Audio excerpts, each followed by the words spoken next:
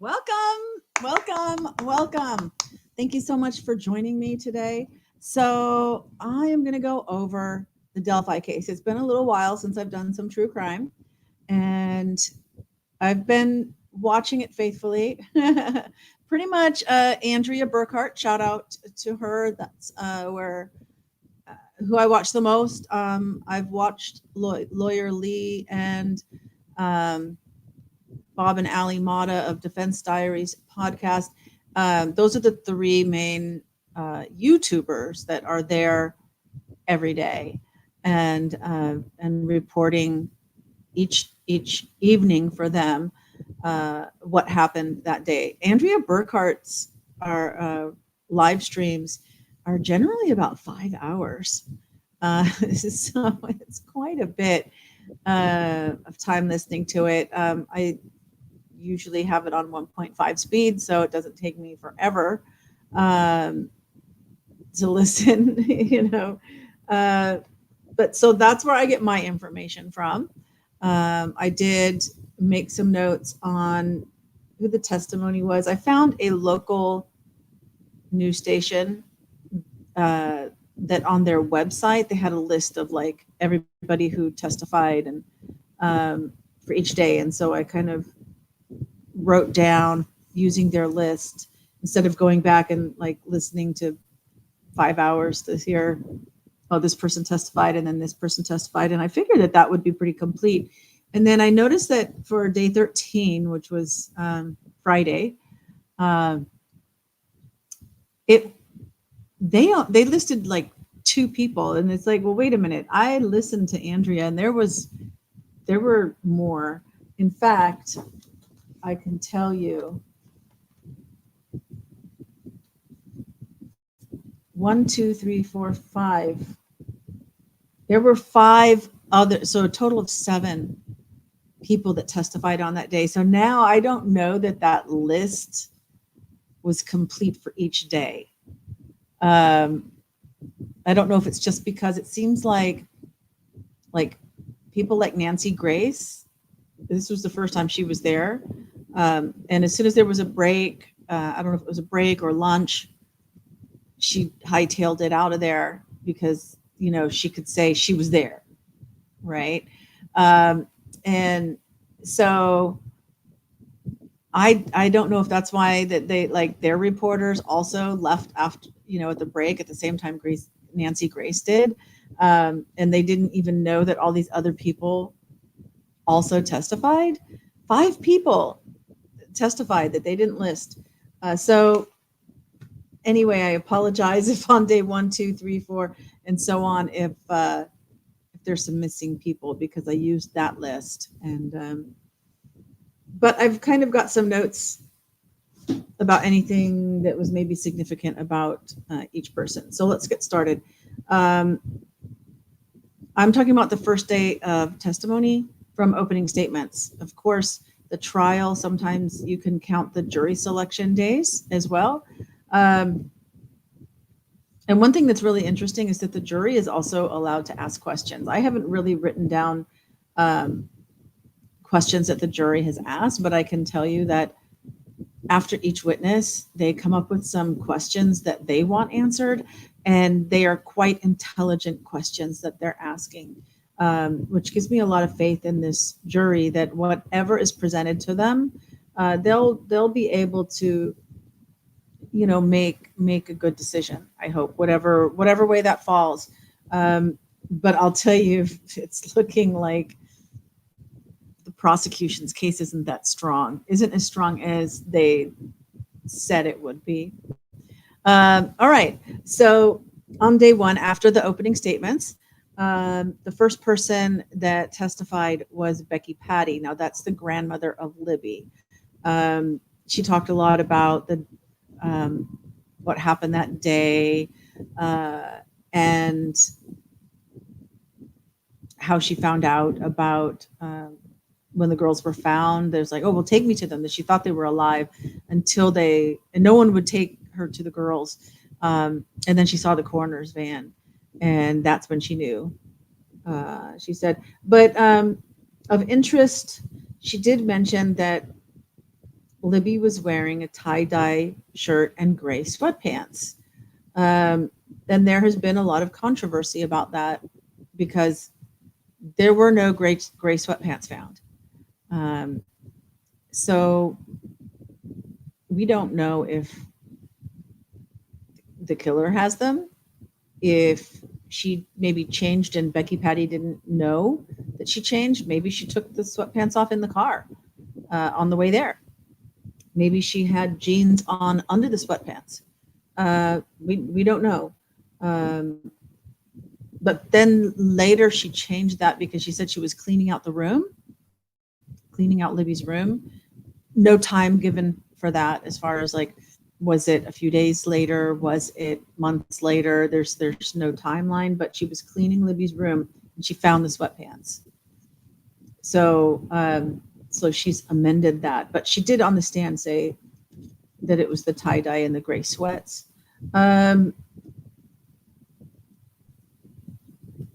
So the second person was Kelsey, and this is Libby's sister. No big bombshells or anything there. Again, just kind of talking about timeline that they were, when she gave them a ride, dropped them off at the Mears entrance, and so on. One thing that Truth and Transparency brought out yesterday or the day before was that one of the witnesses that testifies later, her name is Breanne Wilbur. Well, I didn't know this, that Breanne Wilbur is actually Kelsey's friend. She's the sister of Kelsey's boyfriend. And I think Lonnie, is that the name of Truth and Transparency? She was saying that it's possible that maybe Kelsey gave Breanne is Bree, a ride back to, since she was going back to the house where to see her boyfriend. Then maybe, but no mention of that by either of them in their testimony. So, the third person was Derek German. I'm not sure if that's an uncle. I think it's maybe an uncle of Libby. So Becky Patty, her grandmother, is the mother of Derek. And so for some reason I was thinking maybe it was her father, but I'm thinking maybe it was her uncle. So Derek German, the thing that I wrote down is that like he made her banana pancakes that morning. So banana pancakes would have digested because they're the thing. I really want to know, and I didn't hear this with any of the testimony. What was the last thing they ate at what time? Because their stomachs were completely empty, and so, I mean, banana pancakes wouldn't take that long. You know, within 2 to 3 hours, they would be completely digested. But I have a hard time thinking that if they went at 1:30 and they're going on a hike, that they didn't have a good lunch and maybe even have some snacks with them, you know, before they went. I have a hard time thinking that. So I want to know. And nothing was said about that, but he did. And so Derek also is, I believe, the one that was supposed to pick up Abby and Libby. And so when he arrived, they weren't there.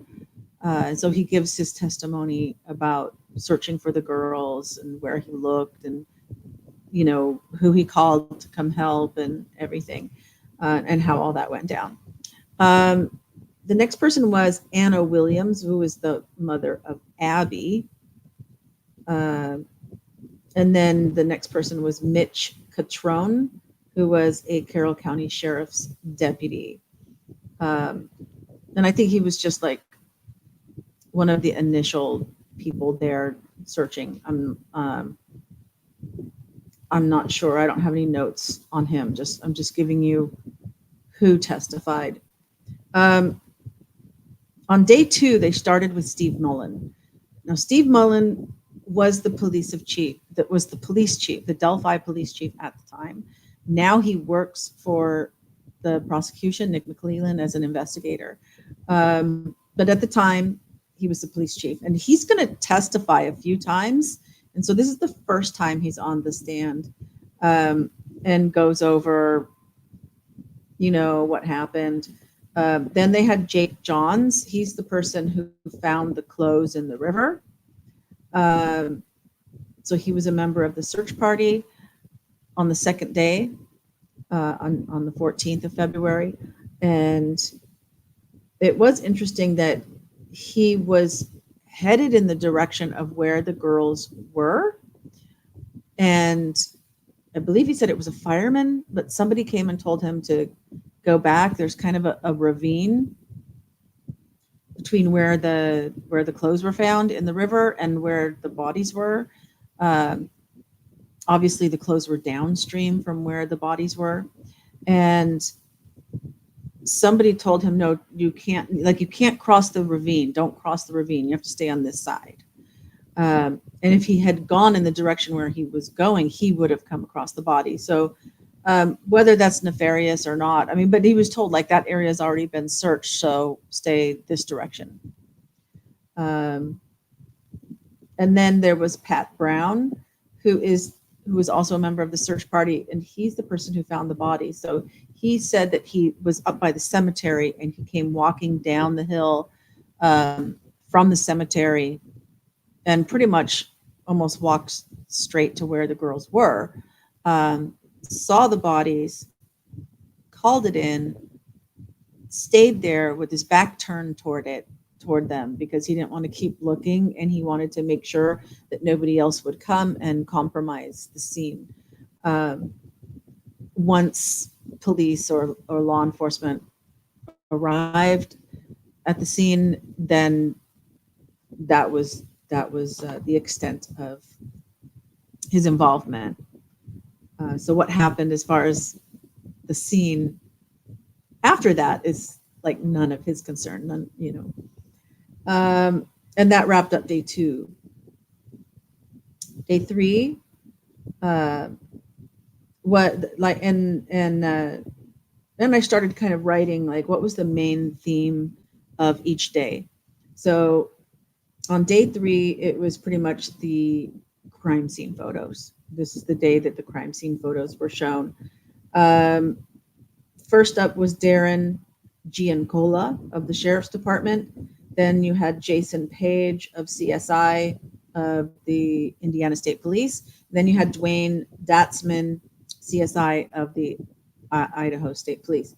Now, some of the things that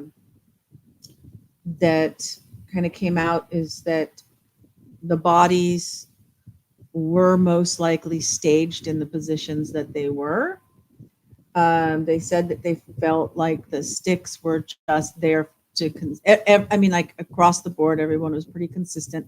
The sticks were laid out to conceal the bodies, but they didn't like accidentally fall off a tree and fall on the bodies. Somebody had to move the sticks onto the bodies, right? So there was no mention of the sticks being in any kind of symbolic shapes, right? Just that they were there, and they believed that the sticks were put on the bodies to conceal the bodies. There was a pool of blood that was several feet away from the bodies.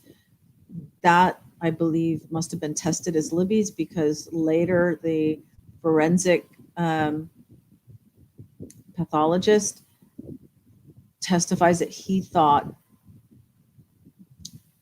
that Libby was killed near the F tree, and then she was like holding her neck and staggered or stumbled or crawled or whatever to where the pool of blood is, and that she bled out there, and that then she was then dragged by one arm to where she was found, and that's why her arm was up, because she was dragged by that one arm.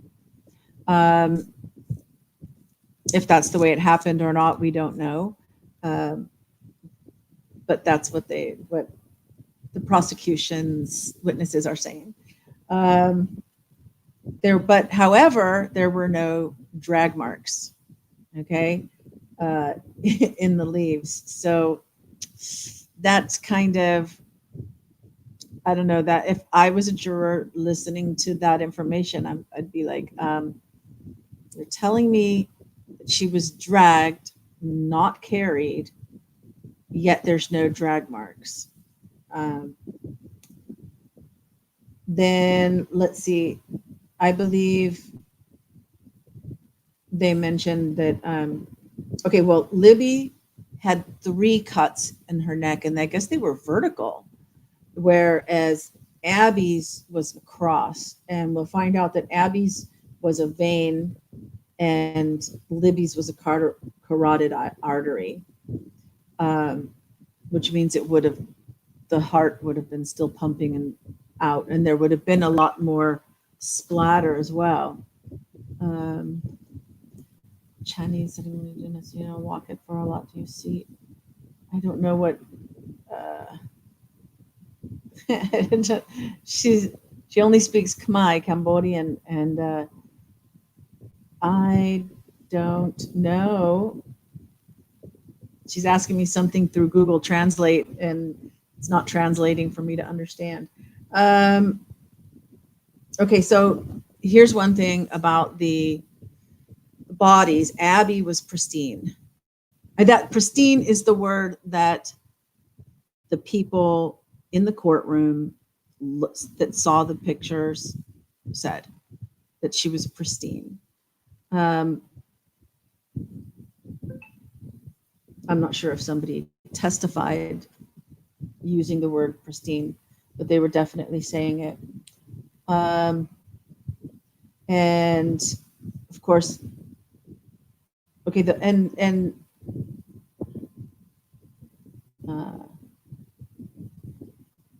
I don't know. She's making tortillas, and there's a jar that she was using for a rolling pin. I did move it. I don't know where I put it. Okay, the blood that was on Libby was dripping weird. Okay, so we've known that there was blood on Libby, but we didn't know anything about it. Well, now that they've seen the pictures, the crime scene pictures, they said it was like, instead of like if you were upright and it would flow down, that it was like flowing the other way or something. There was like weird directions of the blood on Libby. I didn't see the pictures myself, so I can't say exactly what it was, but it was weird. All right. There was a hair on Abby's finger. So Abby's fingers were, okay, and let me go like this. So her hands were barely showing from her sleeves, right? Like this. And wrapped around one of her pinkies was a hair. Now, I guess somehow they tested that it was a female hair, and they just figured it was either from Kelsey, her sister, or her grandmother, that maybe it was from the laundry and it was inside, but it was a brand new sweatshirt. It was the swim team sweatshirt that was brand new and was in Kelsey's car, that they took this sweatshirt because it might get cold. It's February, even though it was a beautiful day, that, they might need an extra sweatshirt. So they grabbed the sweatshirt. And so somehow there was a hair. They collected DNA samples from Kelsey and from the grandmother, but they said something about budget or whatever. They didn't actually run any tests all this time. So now they're running tests on Kelsey and stuff to see, well, is it? And I find that alone just so hard to understand, that in the beginning, when you're trying, Richard Allen wasn't arrested for like 5 years, right? Was it 5 years or 7 years? 17, 3, 22, 5 years after. But if they process that scene and they knew there was a hair wrapped around her finger, wouldn't you test the DNA of that hair? You wouldn't just say, well, I think it's probably the sisters. What kind of investigation? I mean, it's stuff like this. And this is just like day 3. All right. The whole trial is full of stuff like this. Like, well, why didn't they do this? Why didn't they do that? And it's not just like a hindsight kind of thing. It's like simple, like this. You would test the DNA. You know, how many millions of dollars have they spent in their budget? And like, of course, you're going to test the DNA of the hair on around her finger. Anyway, they didn't. There was a scarf that was collected, and it wasn't Abby's and it wasn't Libby's. So there's like nobody knows what who the scarf belonged to or why it was there at the scene. Okay. Oh, and also on day 3, Brian Olahi, who was the lead CSI with ISP. Okay. So those were kind of some of the main takeaways from day 3. Day 4 was pretty much the bridge guy video and the phones. All right. So there's something. So Brian Olahi was back on the stand. And then there's Brian Bunner, who was an ISP digital forensic expert. There was Jeremy Chapman, ISP system administrator. And then there were witnesses on that were on the trail and the road. So let me start with these 3 that I just mentioned. So on Libby's phone, there was a selfie that was taken in Kelsey's car. And that was at actually there, I think there were 2, but anyway, it was 1:43 p.m. So we know that they hadn't been dropped off yet at 1:43. Okay, but that's right before they were dropped off. And then the next thing on Libby's phone was a picture of the Monon High Bridge, just the bridge, not Abby. All right, and that was at 2:05 p.m. So that is like about between 15-20 minutes. Well, like if they got dropped off, say at 1:45, that would be like 20 minutes that they'd be, you know, on the bridge in at 2:05. Okay. At 2:07, the phone was unlocked, and that was most likely Libby unlocking the phone. All right. Because then that video, the bridge guy video, was at 2:13. Okay, so she unlocked her phone. She's doing whatever on her phone. It's staying unlocked. It's staying open. It's staying active. And then at 2:13, she starts the video, which is like 43 seconds. So then so when that video ends after 40, maybe 48 seconds, at 2:14, there's an attempt to unlock the phone. Now, I don't know if they said what was it, a biometric? Was it a code? Was it a code? I know sometimes there's like this grid of dots and you have to like make a symbol. It could be a fingerprint. It could be a number code. There's a lot of different methods that can be chosen to lock and unlock your phone. So was it somebody pushing the wrong numbers, or could it have been Libby trying to have you ever done if you're doing numbers, you try to do the numbers and you accidentally hit one too many times, or your things are moving and you hit the wrong number. So you could do that yourself, like if you're in a hurry or something. But if she had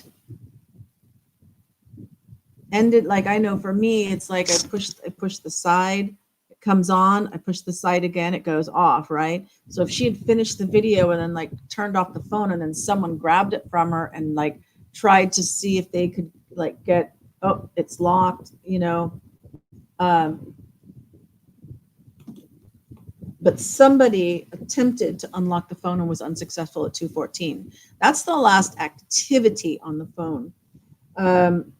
And then the last movement of the phone was at 2:32, which then becomes very significant as far as the prosecution is saying, without a doubt, with all their witnesses, that the reason it wasn't moving anymore is because they were already killed and the phone was now under Abby, and that the girls were in situ at that point at 2:32. And if that's the hill they want to die on, it, for me, with all the other things that they're testifying about, it kind of creates some problems. But we'll get to that as we go on here. Okay, so another very, very, very significant thing about the phone data is that there was no picture of Abby on the bridge anywhere, not in Snapchat, not in the photo gallery or whatever, you know, in all the hidden cache places that you can check and delete it and this and that. I mean, the experts went through that phone digging for a phone, for a picture, because the picture is supposed to have been at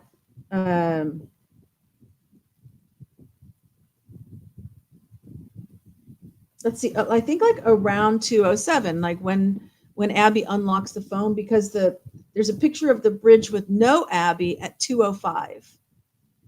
And so it's right around there. There's supposed to be some kind of timestamp or something on that picture. And for that, at that time, there's nothing in the phone anywhere. And so then the expert was questioned, well, or somebody in law enforcement, whatever, was questioned. Where did the picture, like, how did law enforcement get that picture in their hands? And it turns out that law enforcement searched for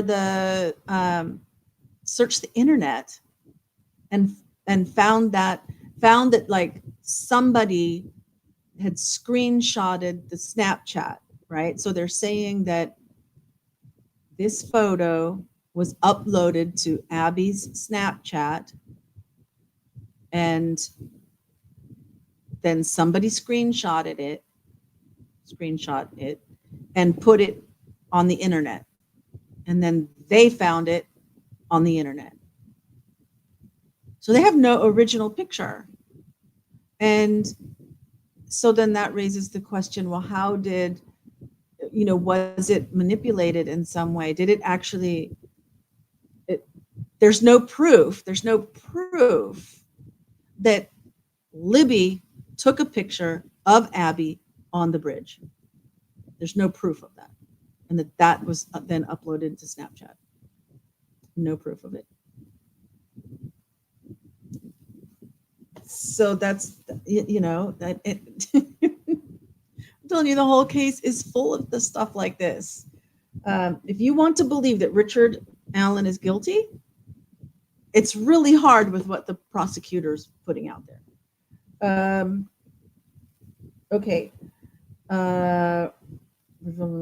So the last, Cecil, this guy, Chris Cecil, who is the ISP digital forensic examiner who actually testifies on day 5, he said that the last signal was at 10:32 p.m.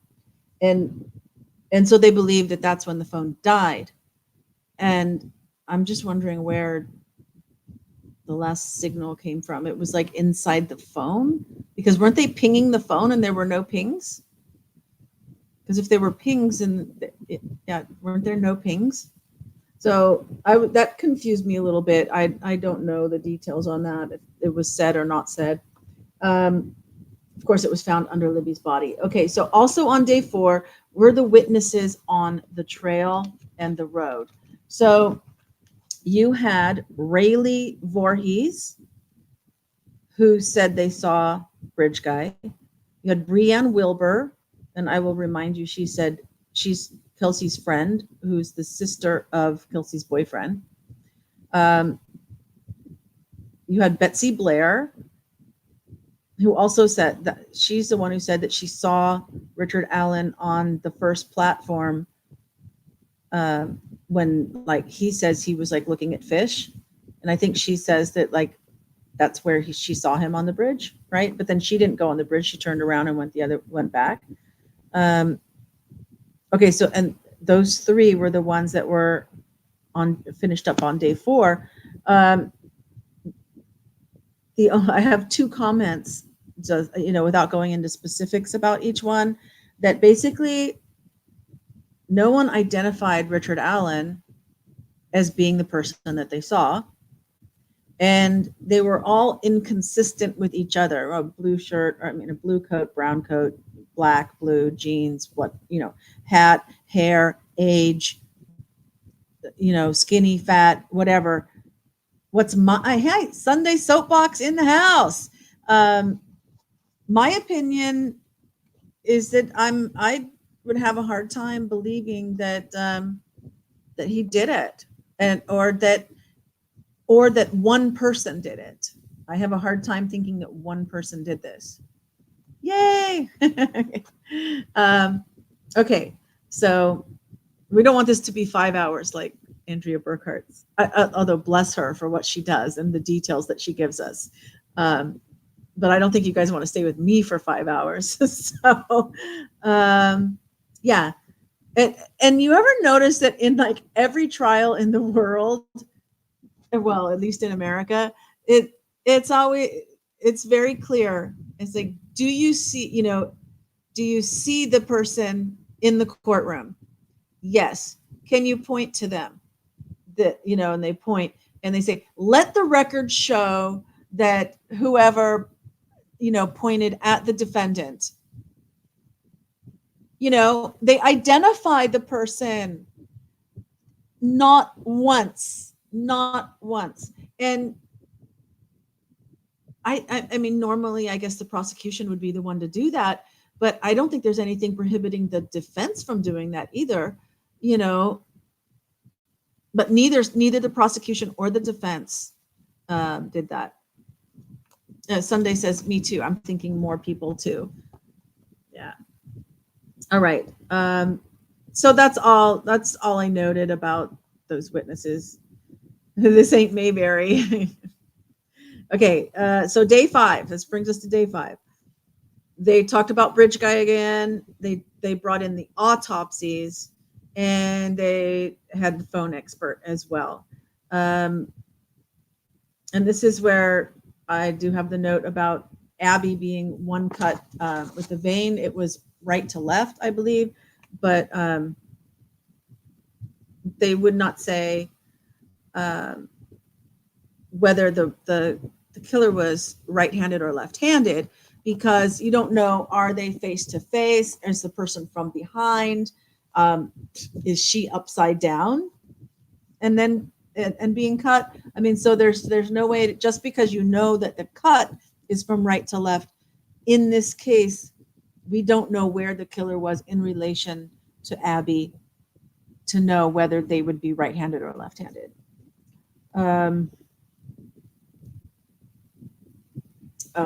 Okay. Before I get to the pathologist, so the medical examiner, whatever, was technically a pathologist. Let me just say, we started with Sarah Carbaugh, who was a witness of Bridge Guy. I believe she's the one that was in the car that saw the muddy and bloody man walking. And did she just say muddy? Did she say muddy and bloody? This has been speculated because the PCA said muddy and bloody, but then in the Franks memo, the defense was saying, no, she only said muddy. And we're guessing, a lot of people say, well, the defense is just making stuff up. Or did the defense have some kind of deposition or original police report that they were looking at? We didn't know, right? We just knew the information came from the Franks memo. She was very defensive, I guess, and was not cooperative at all to the, when it came to the defense. But again, she didn't identify Richard Allen. Well, yeah, that's the guy that I saw. Nobody asked, and she didn't say. And again, inconsistencies. So Roland Core is the pathologist, and he brought up something completely new, which was that he goes, because he says there's more than one knife. Now, a killer can have more than one type of knife. But there was there's 3 wounds on Libby. At least one of them looked like it was from a serrated knife. He's had, to date, 7 years since he did the autopsy, right? Because he did it the morning after they were found. So he did it the morning of the 15th. Now, like he says, like just a couple of weeks ago, he was thinking about it, and he goes, because I don't know, he was doing something and there was a box cutter on the table or something. Somehow he goes, oh, I had this idea. A box cutter would be consistent with that. Out of nowhere. He hadn't said that, or at least the prosecution doesn't say that they knew anything. The defense had never heard that. This was like something completely new that came out in trial. And apparently in one of the confessions, Richard Allen mentions a box cutter in one of the confessions. So I don't know, maybe he's being honest about it, or maybe he's just trying to stack the deck against Richard Allen. I don't know, right? That would be for the jury to decide how much weight they will give to his testimony. So when it comes to the pathologist, I do have some information. Let's see, that's phone data.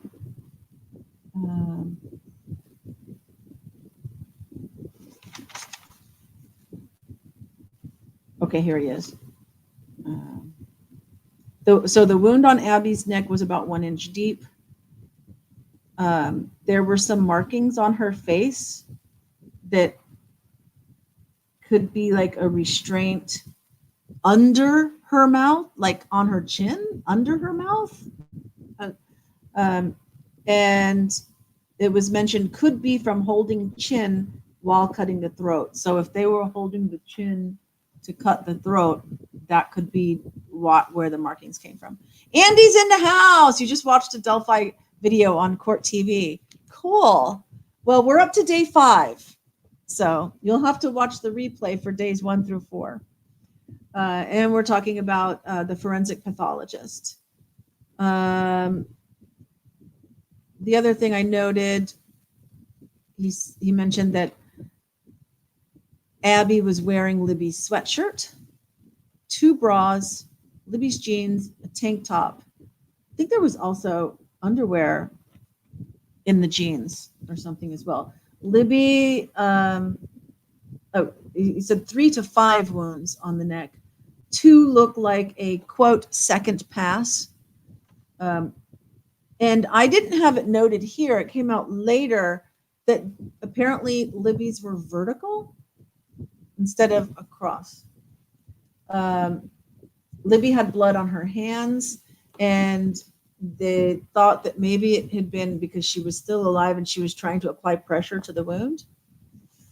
I mean, like as a reflex, if your neck is, you try to apply pressure.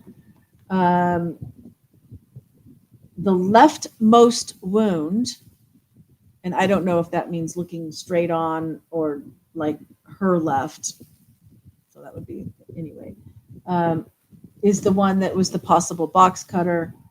Her trachea was not cut. They said that she should have been able to scream or something. And of course, she was wearing nothing. Also, there was mention of dirt and leaves, like on her feet or on her back, or, she she was a bit dirty, nature dirty, where Libby was like absolutely pristine, like no dirt on her feet, nothing. I mean, no blood on her anywhere, nothing. So if they were both killed right there, how did she not have blood all over her? I don't know. General autopsy things. He said he could not determine the time of death. The only thing he said that, like, from the last time they were seen until they were found, somewhere in that. But he does think it might have been around 40 to 41 hours before the autopsy, which, like I said, was the morning of the 15th. They did do, I believe they're called PERT kits, but they never used that term. Maybe that's an outdated term, but like RAPE kits. And there was no evidence of assault. You got the stink eye on the Odinist angle, but confession seems strong. We'll get to confession. We'll get there. They also said that the girls would have been alive for about 5 to 10 minutes. I wrote during exsanguination while they were bleeding out. I don't think they used that term. Or their stomachs were empty. Those were the things that stood out to me. Then the next guy is Chris Cecil, the ISP Digital Forensic Examiner. Now, Libby had an iPhone 6S. Oh, it does say it's unlocked by code given by family. Oh, so when they got the phone, they didn't have to get a warrant. Like, they didn't have to ask Apple for a way to unlock the phone because the family knew the code. So there you go. That answers what we were saying before. So it would be like a number code.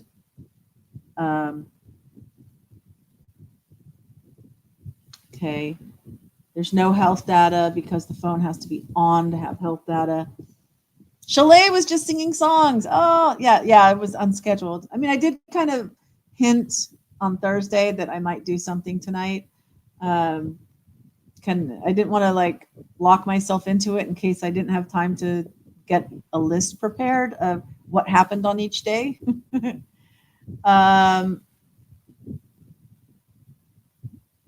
So the bridge guy video, 2:13. Well, 2:13 and 51 seconds, it starts, and the GPS says that it's at the high school. But then at 55 seconds, so 4 seconds later, the GPS does shift to the trail. And they mentioned that the Snapchat GPS is accurate within 5 meters. So I guess maybe they were looking at the GPS from the Snapchat. And they said, they asked what other apps give location data. And they said like the App Store, the maps, the camera, the Snapchat, the weather. I guess she had an option as far as location data being shared, never for Walmart. And so I think they said that sometimes the GPS, when you first start, it might still have your last GPS, and then like within 4 seconds, it updated to the current GPS on the trail. You hate to break promises. Oh, no problem. Fun hanging out on Halloween night. Oh, Andy, you were there. I saw the replay or part of it. So AT&T was trying to ping the phone every 15 minutes. There were no pings until 4:33. Okay. And so this is like, then they said the battery died, right? The first report was around 10 p.m. But the new report, they say, oh, it's complex, and they were saying something about like as the battery's dying, when it's like 20%, you get a notification, and then when it's at 10%, and then when it's at 5%, like the phone will like give you a notification.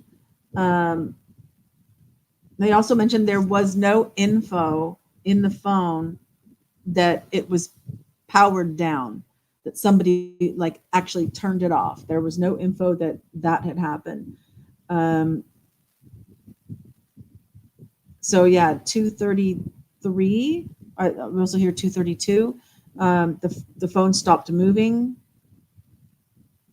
At 4:33, the screen lit up, and then the FaceTime and the SMS and maybe phone calls, like notifications that you missed a phone call, came up. There was something about 3:06 p.m. on the 14th was the police. The picture of Abby on the bridge was not in the phone. They were asked, where did the phone photo come from? The picture of Abby on the bridge, and they found it on the internet. They think it's a screenshot of Snapchat, 2:07 p.m. But it was uploaded on the internet 7 hours after that.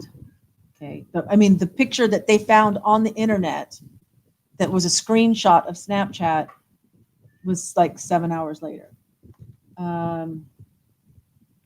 And so what the phone did have was at 1:43, the Snapchat cache had a picture of the bridge. Oh, okay. So then the 1:43 is the bridge, and there was like 1:40 something else that was the selfie in the car. Maybe that got written down wrong. Maybe 1:43 was the car and 2:05 is the bridge, but 2:07 has, and these are the Snapchat cache. All right, this is where they found pictures, the Snapchat cache in the phone. Nobody powered down the phone. That's the defense story, that it powered down on its own. Yeah, we don't know. We don't know why it came back to life at 4:03 for everything to come on. How could it come back on if it hadn't been off? See, this is kind of there's no explanation for this. The defense asked, is it possible that someone posted from Libby's account from a different device? And I think they said no. He asked it if he'd ever heard of the Knowledge C. I don't know what that is, but that's if you know phone forensic stuff. And the power off log. And he's like, I don't know power off log. But we know a shutdown log. Okay, shutdown log. I deal with people like that a lot. You're both talking about the same thing, but using different words for the same thing. It's like, once you get it, once you understand that's what's happening, it's like, okay, I defer to what, we'll just call it what you want to call it. That's fine.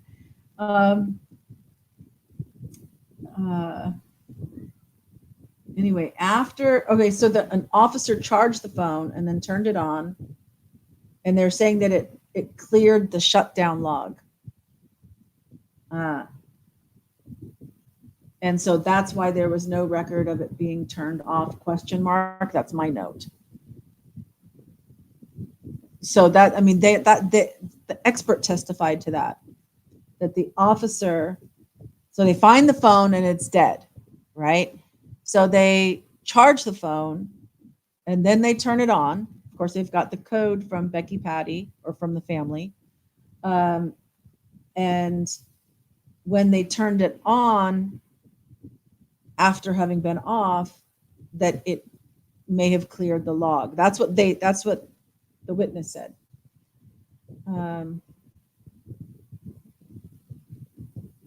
Says they were able to recover deleted files. Richard Allen had a lot of devices. He's not sure how many, maybe like 23. There was nothing connecting Richard Allen to either Abby or Libby or to the murder. However, the phone that he had, so when he was testifying, I'm sorry, when when he called up and said, I was there, I'm happy to like share what I saw, what I knew. And so then Dan Dugan went and interviewed Richard Allen. And he's telling him, okay, yeah, I was there between this time as I saw some girls. I was, was looking at the fish. I was looking at my stocks. And then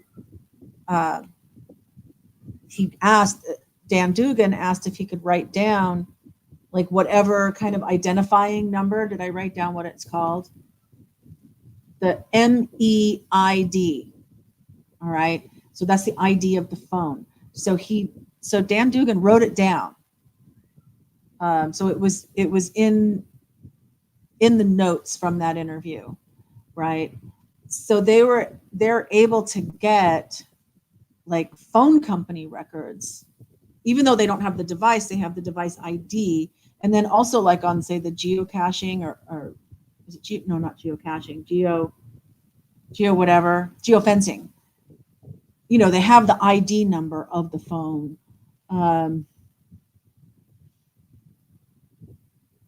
Let's see. So but when they collected all the devices, there wasn't that phone. So that could be in favor of the prosecution, that like, why would he have all the other phones, but not that phone? If the phone was shut off, why would it be dead? Well, it wouldn't be dead. If the phone was dead, how did it come back on at 4:33 a.m.? It had to have juice in it to come back on at 4:33. Right? So they thought it was dead at 10:30, 10:32, 10:33. They assumed that it had died then. But if it had died, then how did it come back on at 4:30 or 4:33 a.m.? And the jury, I did write one jury question. They asked, did you check with AT&T about if the tower was working or if the tower was having any problems? And no, they didn't check on that. All right. So that finishes up day 5. Day 6. This was pretty much about how Alan got in the crosshairs. That's what I wrote. So first you had Kathy Schenk. She was the retired CPS worker that was organizing the tips. So she was a volunteer that like all these tips would come in and somebody had to enter the data, enter the information into a database, right? Because you had this person working on something and this person doing interviews and this person, that and this and so somebody had to organize it all into a database. And so she's the one that did that. It died, but you said the police charged it and turned it on after they found so on 13th, the last movement of the phone was 2:32 p.m. So the police say that is when the phone was left under Abby with battery still working, but it never moved again. So the girls were dead by 10:32 on the 13th. And the phone was in position and never moved. And the girls were there because the defense tries to, they're trying to say, why, were there people searching in that area? They would have found the girls if they were there. So maybe the bodies weren't there yet. All right. That's like a defense theory. So if the girls were there, so the prosecution is saying the girls were there, the phone was under the body, it still had battery, but it didn't move from 2:32. Then at 10:30, they thought for whatever reason the battery had died. But at 4:33 a.m. that night, which became the 14th, the phone activated and all of these messages from FaceTime, from SMS, phone call notifications of missed calls, voice messages, all of this started ding, ding, ding, ding, ding, ding, arriving in the phone. So it couldn't have been dead because at 4:33, all this stuff came in. And then by the time they did find the girls at noon and the bodies were removed and the phone was found, it was collected as evidence. And at 3 o'clock, I mean, because they wanted to, like, maybe there's something on that phone that's going to lead them to the killer, like the bridge guy video, right? So they charged the phone, and by 3 o'clock, they were able to turn it on, and they got the code from the family, and they were able to start looking at the phone. Okay, 2:32. Let's see. Let me go back. Okay. A friend shared it from Snapchat. Snapchat was not saved to Libby's phone. Correct. However, on Libby's phone, there's a cache that, like, even my phone, I've got like my main gallery of everything that the camera takes. And then there's like this cache for Telegram and for WhatsApp and for Skype. And any pictures that are coming and going through the app is in that cache in my phone. And so Snapchat in the phone has a cache. So even though you're taking the picture using the app, it still saves a copy. And so there was a copy of a picture taken at 2:05 of the bridge with no Abby. Okay.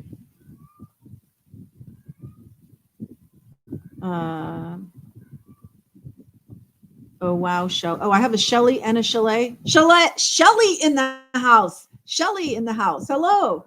Okay. Sorry, I didn't notice that there was a Shelly and a Chalet. A friend shared it from Snapchat. Yeah, somebody shared it from Snapchat because it wasn't from Libby's phone. There's no proof anyone took the phone. There is no proof that anyone took the phone. Correct, Shelly. It wasn't all the way dead. Well, that has to be true because it came back on at 4:33. If the phone was shut off, why would it be dead? Well, we don't know, right? Because there's the forensic experts are saying that when they charged it and powered it back on, they lost the shutdown log because they don't call it the power off log. They were really like back and forth apparently about that. That the shutdown log like reset or something. So we don't have any evidence on if the phone ever got shut off. It died, but you said police charged it on and off. Okay, so I just explained that. Yeah. I'm just going back to see what I missed before that. So continuing with comments, she was in the woods with low battery. Wi-Fi sucks in the area, depending on the phone. They were in a dip. They were there. So apparently there's a bit of a, you've got the river and then it goes up about 6-7 feet. So it's like a steep incline, 6 to 7 feet. And from there, then you've got like this little dip area. I mean, just like pictures, you kind of look, it looks very even, looks very smooth. So it's not like a big dip, but everyone agrees it's almost like a small bowl, like a shallow bowl that the land kind of goes down where the girls' bodies were. This is true. Everyone says that. Apple counter, 232.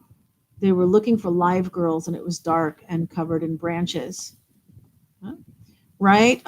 But I'm sure we all had that come into our phone like that all of a sudden. Yeah, and the shoe was under Libby's. The phone was under, like, was in a shoe or something, or with a shoe or in a shoe that was under Abby. Yes, back in 2017. Oh, great! You're from the area. Great, Chalet. Thank you. Shelly. We say Shelly. I'm glad that you're here. and I value what you can add. So Chalet says the shells were busy at the moment. Oh, shells and chalets, yeah, chalet. Sorry, didn't mean to take the chat over. No problem at all. Okay, so now that we got phones sorted, how did Alan get in the crosshairs? Okay, yeah, so Kathy Shank, so she's organizing all these tips, and then she notices, like, okay, Richard Allen lived on, I don't know, White House Drive or something. Chalet, you can, if you know the name, there was like the name of his street. Pretty sure it began with a W. And so it had his, we'll just say White House, just for conversation. I'm not saying that's what it was, but it began with a W and it's kind of long like that. And so she saw Richard Whitehouse, but she knew that it was a White House Drive, and she didn't know. I mean, she kind of knew everybody, and the name didn't. So that's what like caught her attention. It's like, what? And so she looked in deeper, and she figured out that it was Richard Allen on the name of the street. Okay. And so then she looked at, like, well, what was the tip and what was this, and I don't know, something didn't sit right with her. So then she brought that to law enforcement's attention. Say, hey, you know what? I'm doing all this input data, and there was never any other follow up. Is there like a record missing somewhere or something? Whatever, right? She's testifying about all that.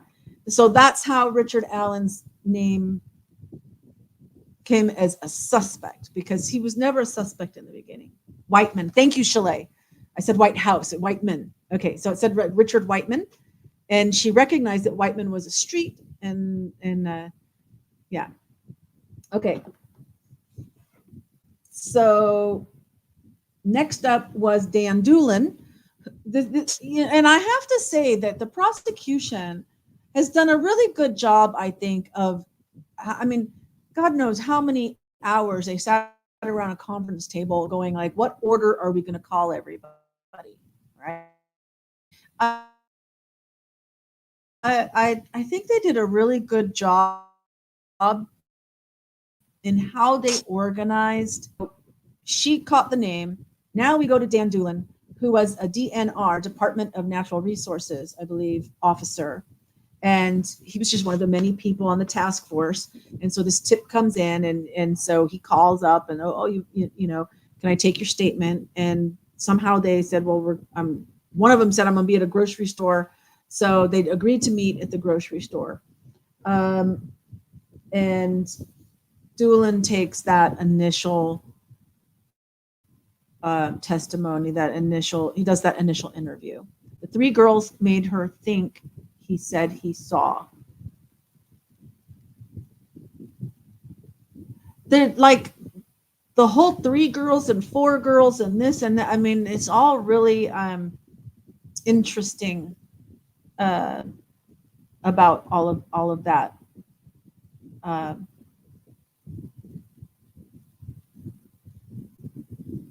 But I'm not sure that's like a complete thought. Because if you're saying made her think, and you're talking about Kathy Shank, who was doing all the organizing of the tips, I don't know what connection she had with the 3 girls and making her think about Richard Allen and what he saw or whatever. Because he testified that he saw 3 girls. And I think I got what you mean, Shelley, that because she read the testimony or the interview, and he mentioned that he saw 3 girls, and by now we're talking it's 5 years down the road, and we know that there were 3 girls on the trail, and so she was like, oh well, he might have really, you know, there might be more to what he.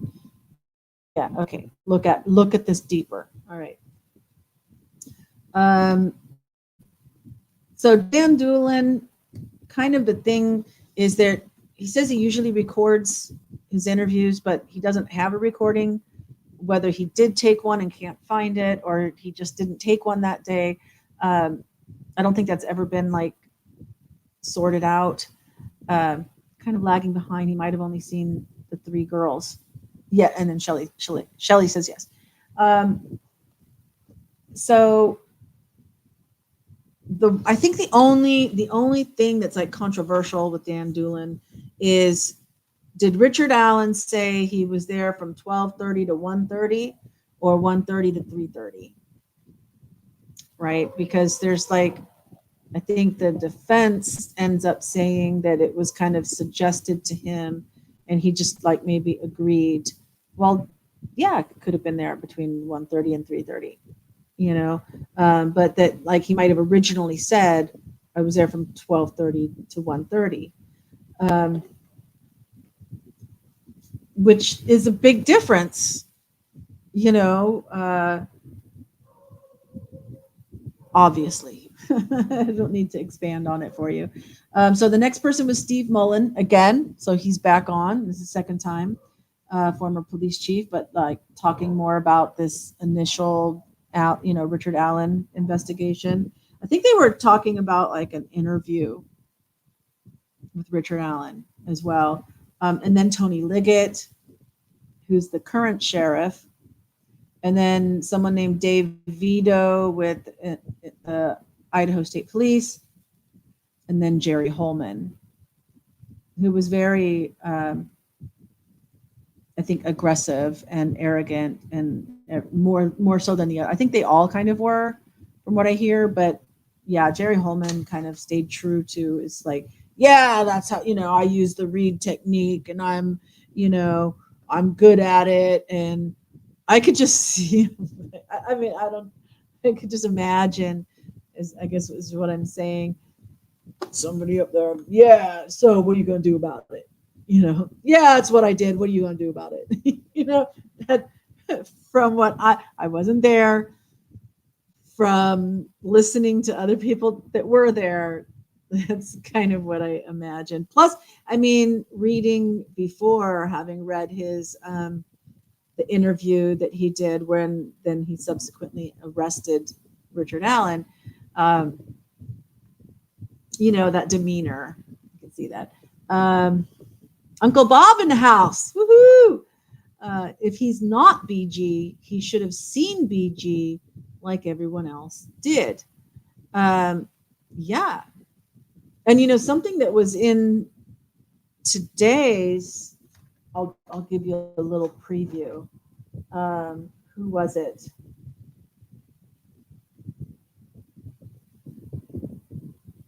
I think it was David McCain. Yes. So David McCain was there from 2 to 4 p.m. He's a volunteer. His job, he's 79 years old. So he volunteers to help like the trail system, the whole trail system. So, and I'm like, if he had been younger, he could have been, they could have said, eeny, meeny, miny, mo, and picked him instead of Richard Allen. So he was there from 2 to 4 p.m. You want me to tell what I saw? Same as Richard Allen did. And because he was there taking pictures. And one of the other witnesses, I think it was Carol, Cheyenne Mill, said she saw someone with a camera. And this guy had a camera, so she might have seen David McCain. And he saw a couple, and as he passed them, he was on the first platform. And he stayed on the platform for like less than half an hour. So what if Betsy saw Dave McCain and not Richard Allen? I mean, that's we're still on day 6. Shelley, he couldn't have been there from 12:30 to 1:30. Betsy Blair was on the trail every day and never saw him during that time. She walks the trail 3 times. This is true. This is true. I mean, I know she and she goes past the bridge, over the Freedom Bridge, and then back, and yeah, 3 times. I don't know. I don't know. I don't know. How long is it exactly? When and then there was testimony about where he was parking, like when it gets to not just his before they talked about his confessions, they were talking about his well, they actually showed video of his interview and things, 2 interviews, and he, I guess in these videos he doesn't really say the CPS building. He says that he was gonna park at the Myers entrance, but there were other cars there, so he went to his other spot. And then I think it was McCain was saying that there's something about like an oak tree that's like so if he finds the Myers entrance full, then he goes to the oak tree. And what if that was where Richard Allen parked? So what if he went in from the Myers? What if she like was on her way toward Freedom Bridge when he can't, I mean, I don't know.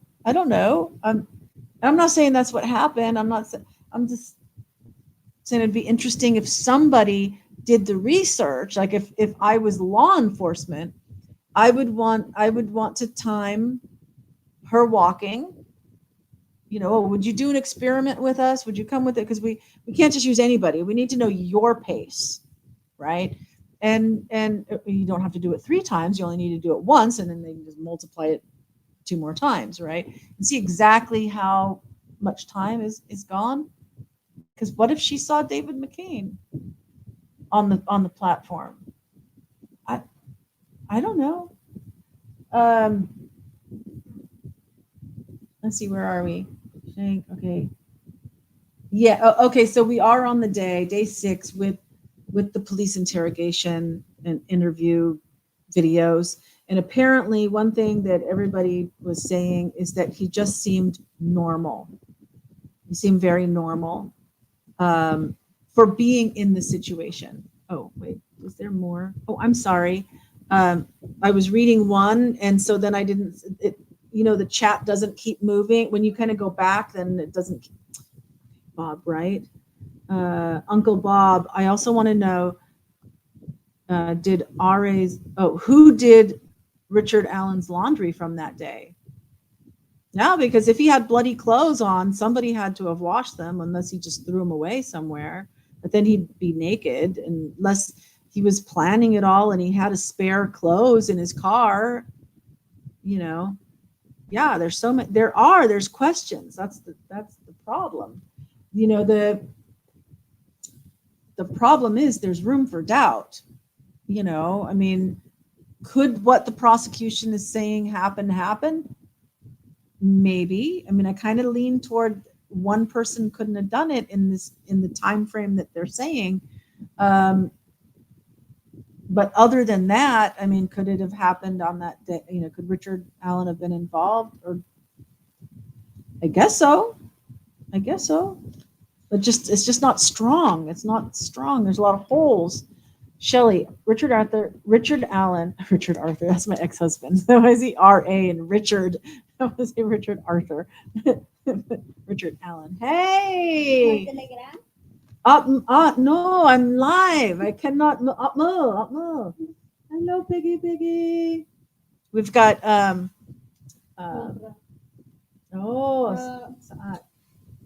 intermission time, just for a second.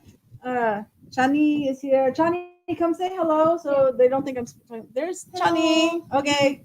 Yeah. Okay. Oh, you're gonna sew? She's gonna mend. She's got some clothes she's gonna mend. Okay. Oh yeah. Oh, you're Chalat. She's smart. She knows. Okay. Don't want to lose everybody. So, the interview. Gosh. Richard Arthur. I did it again. Richard Allen puts himself on the bridge, on the platform 1, watching fish at the same time in the same clothes. Right, but they wouldn't have been bloody yet. Well, I'm saying that if he didn't have a change of clothes, I'm going with like if he did it, okay? If he's the one and he did it, and then he'd have to get to his car, get his clothes. I mean, and then like go home and like you're saying, who did his laundry and wash the clothes, right? Or what if he got to his car and he had some spare clothes and he just changed, or even when he got home, if he drove home and so that nobody would like, see him, I guess, and then changed into different clothes before he went into the house. So there's no blood being traced in the house. I don't know. Snow's in the house. Good to see you. All right. But yeah, the biggest kind of thing with those interviews, I think, is just that he was acting pretty normal for somebody in a police interview compared to when he's like giving his confessions and he seems very psychotic, I guess. Jerry Holman, yeah. And all of the police were very confident in themselves. Your wife wasn't home yet. His wife wasn't home yet, for one. Yeah, yeah, she was a working lady, right? So day 7 was Ballistics Day. Melissa Oberg was the former, so she doesn't work with the ISP in Indiana State Police anymore, but she was the crime lab tech that did testing on the unspent bullet. So a lot of time was spent on that. The end result was she could not replicate the extractor mark. And I mean, just by racking the gun, she couldn't replicate it. So she fired the gun, and then she saw more of a mark that then she said could be his gun, could match. All right. However, she didn't test. Well, I guess she didn't test any other guns. But then later it comes once Brad Weber comes into the picture, then they're saying she did test his gun, but it could not be excluded. So whatever. Chalet says you would. Oh wait, Uncle Bob. Sorry. Wouldn't his wife notice his clothes, whether he changed them or washed them, or they disappeared? I don't know. Well, if I went to work and I left in the morning, my husband's doing his thing all day. I come home. I don't know. I mean, what was he in when I left for work? Was he still in his pajamas? Was he dressed? I don't know. Could he have changed his clothes for some reason before I came home? Would I even remember which clothes he had on when I went to work?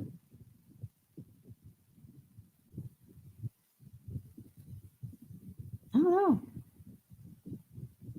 know. I'm not always that attentive. Shelley says she would notice that. And Shelley says Kathy had told the police that Richard Allen had been more depressed since the murders of the girls. And when she wanted to join the search party for the girls, he told her no. I know you meant no, not now. I mean, well, you must be speaking into the phone. Told her no. Shelley says, I would notice the washing machine being used. Oh, well, yeah, if the washing machine got used, I might notice that. Shelley, she had tested a couple of other guns over the years. Yeah. Shelley says, however, if you were being sneaky, might be able to get away with the wifey not noticing something. So would my ex, especially Oh, so would my ex, especially on the 2 days the girls got whacked. Yeah, if something fishy was going on, and it happened to be the same day that, yeah, that a crime had been committed in the community. Um, it might raise some red flags. Chalet says, I wouldn't remember the clothes. I know that. I'm serious. It's like, you know what? I use that principle now that people really don't pay that much attention. I mean, they might notice, oh, that's what you're wearing looks really nice today. They might notice something and say something like that, but in general, they're not really paying attention. And yeah, so like if I run out for an hour and I come back home and I haven't been sweating or got dirty or anything like that, I'll take the shirt off and I'll set it on a rack. And then like the next day, if I go out and I'm going to someplace different, then I'll just wear the same shirt. Why do the laundry puts wear and tear on your clothes as well. Chalet Chalet says, I'm terrible at remembering what people are wearing. Yeah, I count on that. Chalet says, unless it's something out of the blue. Yeah. All right. So we're only on day 7. We're only like halfway. So that's the biggest thing about Ballistics. 8. Allen's interrogation and arrest. So they bring Jerry Holman back. He's with the Idaho State Police. And they go over his interrogation. And when they arrested him, he wasn't very friendly. Like I said, with the whole thing, he's very much into the read technique, which basically is like, most people think about the read technique being that you lie, that police can lie. But there's also steps such as like befriending. You want to like build a rapport. Oh, hey, you were in the military. I was in the military. Kind of build a rapport, things like this. There's also like interrupting the person so that they can't ever like get a straight thought out if they're whatever they're saying, especially if they're saying something that contradicts what you're trying to hang them on. Like if they're saying, I didn't do it because this or because that, you interrupt them to get them off. And just different, there's different things with this read technique to get a confession out of somebody. That's the purpose of it. But it's very almost like mind game torturous almost. Chalet says, I pretty much wear the same thing because that's what I like, which is like spaghetti strap tank tops. The read technique, good cop, bad cop routine. Yeah, if you got two of them together. Yeah, good cop, bad cop. Oh, did we turn the page already? Oh, yeah. 8. Oh, and so the whole day was spent with Jerry Holman, the entire day. So then on day 9 was DNA and forensics. All right. So basically the summary is that none of Abby and Libby's DNA was on Richard Allen's property. At property, I mean like vehicle, clothes, whatever. And none of the DNA at the scene matches Richard Allen. So the DNA is like a bust to me. It doesn't prove anything. It doesn't eliminate anything, right? So Stacy Bozanovsky was the Indiana State Police forensic scientist, and Pat Cicero was the blood splatter expert, and he was from LaPorte County Sheriff's Department. And he did talk about gathering blood from the sticks, or I say sticks, but branches, because one of them was like 7 feet long. And Nana's in the house. Nana, I read your comment and I didn't catch your new that. Oh, someone new is here. Nana's in the house. All right. And so they were saying that like collecting the DNA off the branches is difficult because it's not a smooth surface, right? I thought that was odd because I think that would apply. What common sense for me would be that would apply for fingerprints. To try and get fingerprints off of it would be difficult because it's not a smooth surface. But DNA, I mean, whether the surface is smooth or not, to me, doesn't really have any bearing on whether or not you'd be able to collect DNA. But maybe, whatever, that's what he said. But they did test it anyway, and it's true that they moved the branches off the girls. They put them in a pile, and they didn't collect any samples originally. And then whatever, they changed their mind and decided to go get samples. Uncle Bob, who would fall for the Reed technique? We all watch the true crime stuff. I know, I guess. I mean, I don't know. I mean, unless you've walked a mile in those shoes, I would love to be able to say I wouldn't fall for it, but I don't know. I mean, I think part of it too is finding the buttons, and like during that interrogation, there's a point where it's like he discovered, Holman discovered that his wife, Richard Allen's wife, Kathy, was his button. You know, without there's like a moment, there's like bingo. You can almost hear his brain inside going bingo. That's it. It's your wife. And from that moment on, they definitely would, I think, try to leverage that against him, for good or bad, whatever.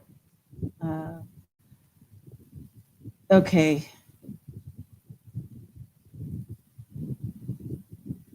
So the blood splatter expert Pat Cicero did talk a lot about the pools of blood and everything. I think he's the one that said, I think I mentioned the forensic pathologist. It's this guy, and that said he thought Libby would have been killed by the F tree, or cut by the F tree, held her neck, stumbled to where the pool of blood was, bled out there, and then was dragged to where her body was found a few feet away. However, there were no drag marks. But by the blood evidence, I think he's the one that said that. Number 10. So day 10.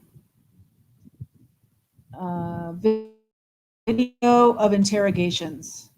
Okay, so we had the testimony about the interrogations. Now we get to see the video. And those interrogations were on October 13th and October 22nd of 2022. And we had the Westville prison guards and the warden and everything testifying. So first up was John Gallipo, and he's the former warden. He through most of his interview, his whole attitude was like, quote, well, that's prison. You know, it's like, well, why was he being treated like this or being treated like that? And it's like, you know, well, that's prison. You know, he's a former warden. I'm not sure if he was fired or what. Then there was Michael Clemens, who was a correction officer. Someone had accepted Richard Allen wrote a note in March saying, I did it. I killed Abby and Libby, or I killed the girls, whatever. It was very short. He was like, it was like a request to meet the warden, I think, or a request for some kind of meeting with somebody. And he says, I want to confess that I killed them, right? And he writes the, you know, date of the request, March, whatever. And then at the bottom, so this note was supposedly like put under his door, and then somebody picked it up, and then they wrote at the bottom that like they picked it up and everything, like April instead of March. And the big difference is that April is when he like was really like the feces and this and that, was all happening in April. So but also the discovery, that he would have had access to discovery in April. I'm not sure which day. And so that April is like a really key month. I think it would be in the prosecution's favor if they kept it as March instead of trying to say it was in April. But whatever. There was also John Miller, who all of these are correction officers. John Miller, James Early, Brandon Fisher, Raymond Smith, and then Jason Bedwell was a Wabash correction officer. The other ones were all Westville. So basically, all of the COs believed he was faking it, that he was being a pain in the butt.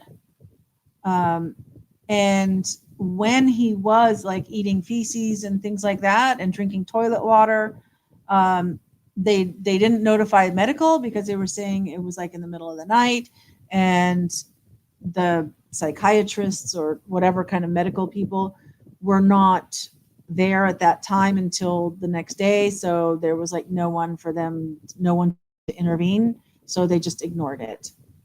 Shelley says Richard Allen sent the warden a note that stated, "I want to meet with you and confess I killed Abby and Libby. I want to apologize to the families."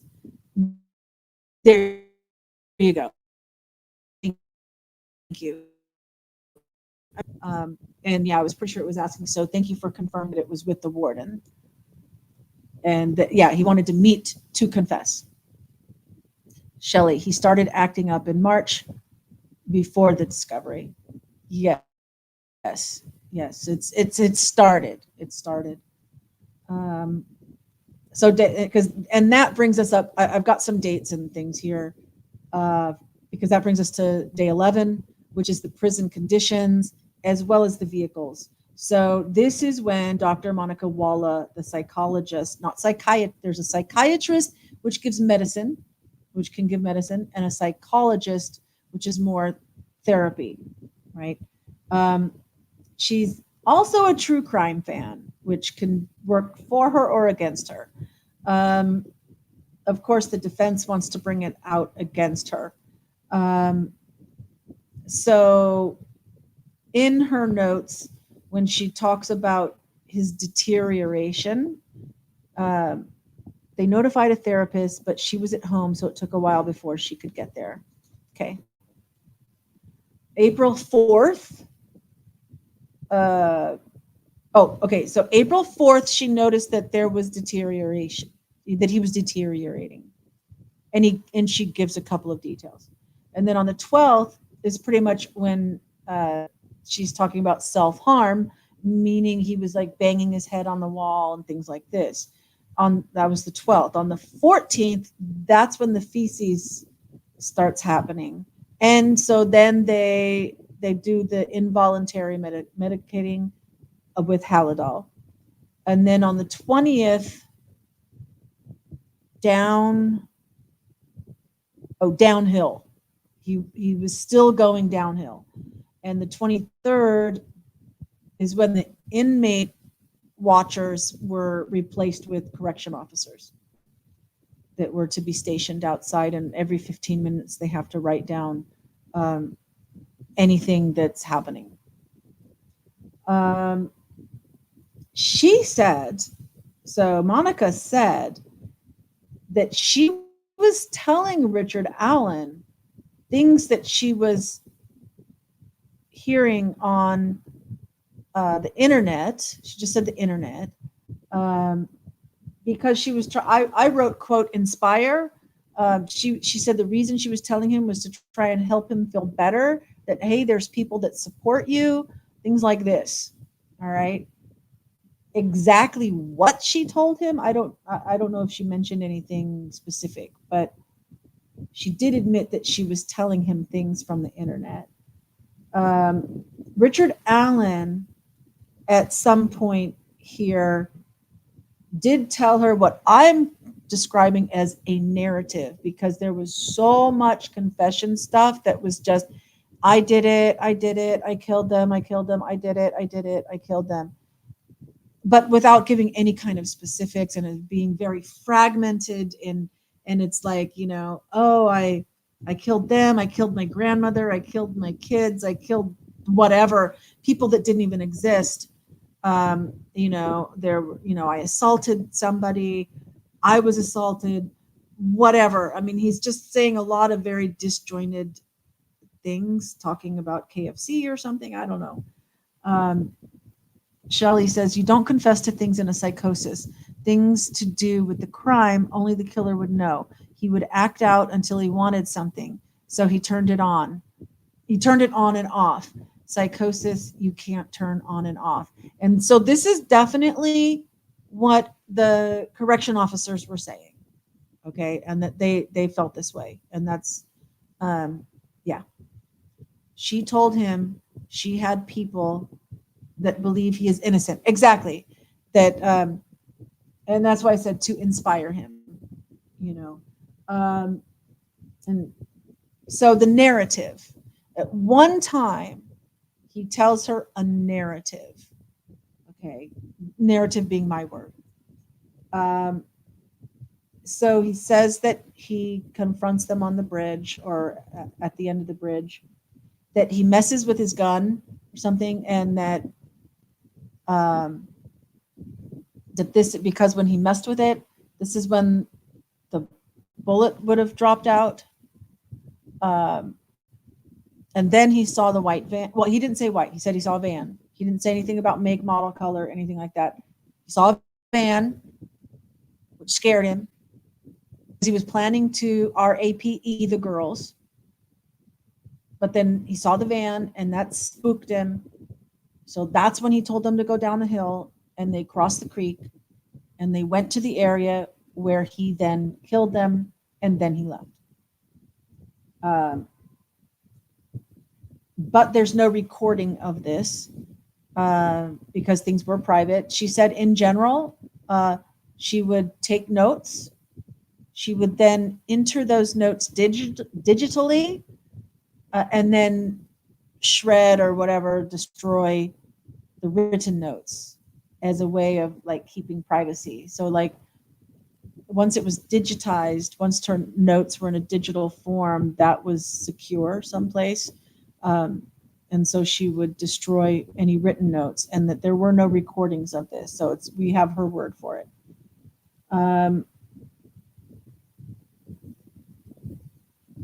Okay, so that's pretty much what I have from her right here.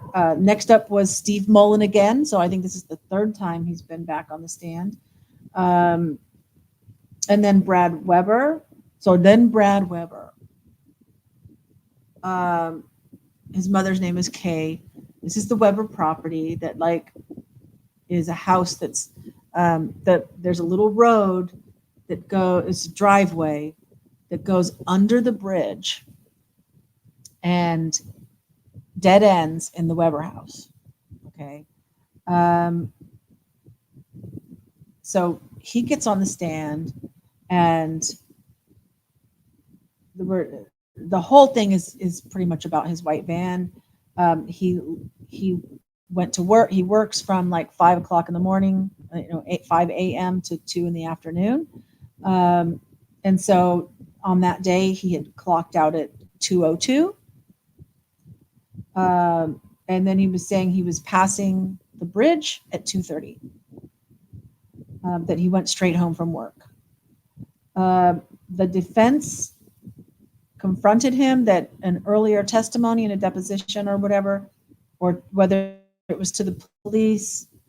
I think it was a police. It was an interview that I think was also with an FBI agent, because they need the FBI agent to come and testify from somewhere out of state, and they wanted a video conference, but that was like denied. Anyway, previous testimony, he said that he didn't come straight home. He got home around 3:30, that he stopped to work on some ATM machines because I guess he's got a side job fixing ATM machines or something. So he got home shortly after 3:30. So when he's confronted about that, he got very angry and was screaming, I guess, and saying, "No, that's not correct," and everything. His gun was tested but not excluded. Oh, and then when they were done, Baldwin handed him a subpoena because I guess they'd been trying to give him one and they couldn't give him one, I guess. And so now they had him there, so they handed him a subpoena. Shelley says they were already down the hill.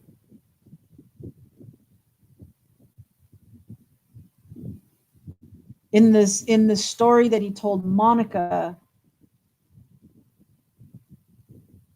he said that he wasn't gonna go down the hill until after he saw the van. So he saw the van below them driving by, and that's when he got scared and told them to go down the hill.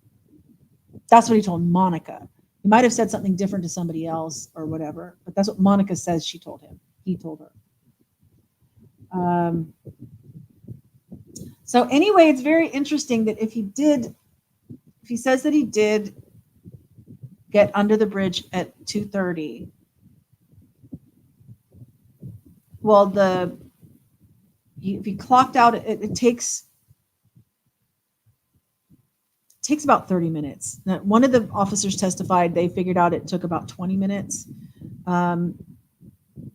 but 30 minutes. But from 2:02, if he clocked out at 2:02, you still have to get to your car. You still have to get out of the parking lot. And I guess the Subaru place, getting out of the parking lot can take 5 to 10 minutes. So it's really pushing it on the time to get there at 2:30. And also, if he is telling the truth and he was there at 2:30 and Richard Allen saw that if he was only gonna RAPE them until he saw the van at 2:30, then he told them to go down the hill and across the creek and to kill them, but the phone stopped at 2:32, there's a problem with the timeline. How could it be 2 minutes? You're not going to get down the hill. I just watched a video today of someone, they started, I think it's Hoosier cold case. And they started at the cemetery, walked down the ravine, across the river and up the other side to where the bridge is and stuff. And so you can actually see the elevations as he's walking, and there's no way you wouldn't even make it to the river in 2 minutes. Uncle Bob, LOL. Is there something before that? Let me see. Misunderstood. Oh, you're okay, wait. Uncle Bob says, I'm not Brad Pitt, but there's not a lot of handsome men in Delphi. Okay. Oh, and Paige Beazle is in the house. If you're like Brad Pitt's overweight, balding uncle, just kidding. And everybody's laughing. All right.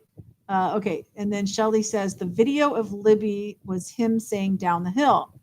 He came up behind the girls, cocked his gun, and told the girls down the hill. Was going to RAPE them, saw the white van, got scared, and made them cross the creek. Exactly.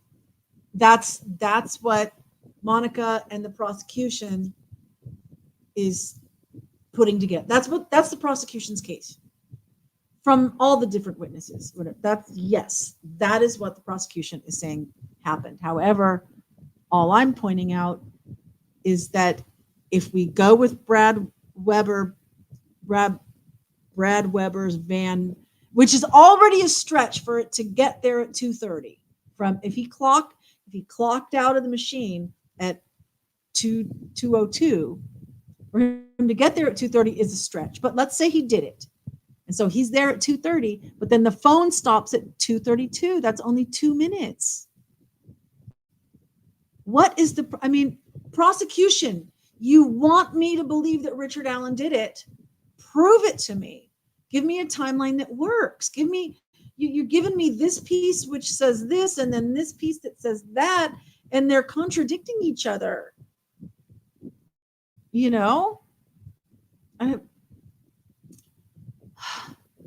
Paige Bizol says, I think she may have dropped her phone accidentally.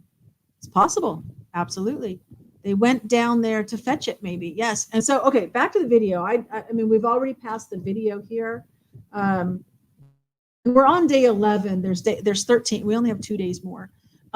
So we're almost done in our recap. But we did already pass the bridge guy video thing. So one thing I didn't mention then is that from people that saw the video, and they only played it 2 times in court. All right. The first time they played it, most people wait, where was bridge guy? They didn't even see him in the video. And that was the unaltered original video the first time. Nobody knew where to look. They didn't see him. Where, oh my gosh, where was he? And then the second time they played it, it was the enhanced video. And now they were looking more closely. And so you've got Abby on the bridge, and behind her somewhere like this small in the video. Well, and also the video is if this is her hand, right? The video is actually pointing down. And she lifts it up for a second and then puts it right back down again, that fast. What I hear, I didn't see it. That's what I'm told. It's down, it goes up, it comes back down again. That's how fast it is. And so, and then really small behind Abby is the bridge guy. So that's why, in order to get what they did, why it ended up being pixelated and all this kind of stuff, is because it was this small.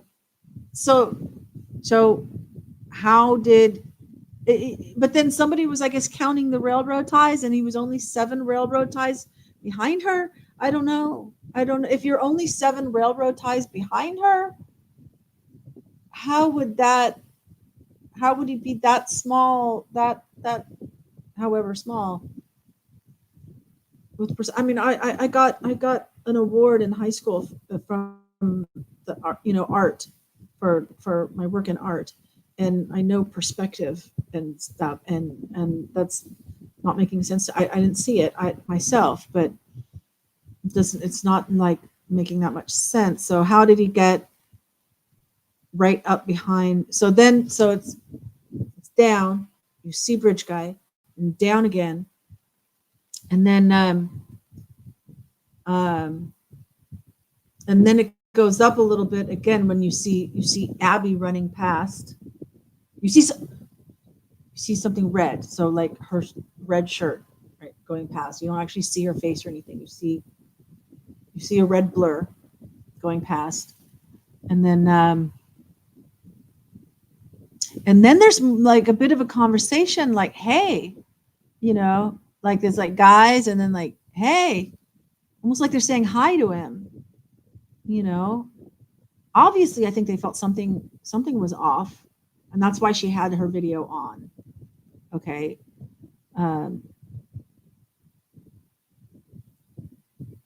But from what I understand, they don't, as I expected, that she's got this video and you see him pull out the gun and point it, but that doesn't happen in the video. And then you do hear the down the hill, but I don't know. Is it possible that there was someone behind Libby that then and that person maybe there were 2 people involved, someone behind her and someone and the bridge guy walking toward them? I don't know. I don't know. And when you don't know, that's not 100%. That's not beyond a reasonable doubt. See, that's the problem. You've dropped the phone accidentally. Libby had Apple Tracker on her phone. Yes, stopped at 2:37, but I could be wrong on that. I think the whole phone, like, well, no, maybe it's the Apple Tracker that stopped it because they said 2:32. That's the time that there was no more movement. So no more movement could be from Apple Tracker, right? But it was 2:32. And they also said that there was like a 2-flight. But is that going to be going down or going up? You know, I don't know. They're trying to put round pegs in square holes. Yeah, I'm having a hard time with this. By 2:30, he's only 20 minutes from work. Okay, so that's Shelly, if he's there at 2:30, and I'm saying, okay, let's give him that. Let's give it to him. He's there at 2:30. How if the prosecution is saying that the van is what spooked him, and then he hadn't even crossed the river yet, he's got to get it. He's got to get. There's an incline to the road. Okay, so like here's the bridge level. There's an incline to the road, and then there's another incline to the river. Okay, so and then you got to get across the river. You got to get up another incline. You got to kill them. You got to make Libby undress and Abby redress, and then have them both flat on the ground by 2:32 in 2 minutes. Not even with more than one person. You would, like I said, you wouldn't even make it. Watching, I believe it was this morning that I watched Hoosier Cold Cases video of him walking from the cemetery all the way, to the crime scene, which I think had some barbed wire around it,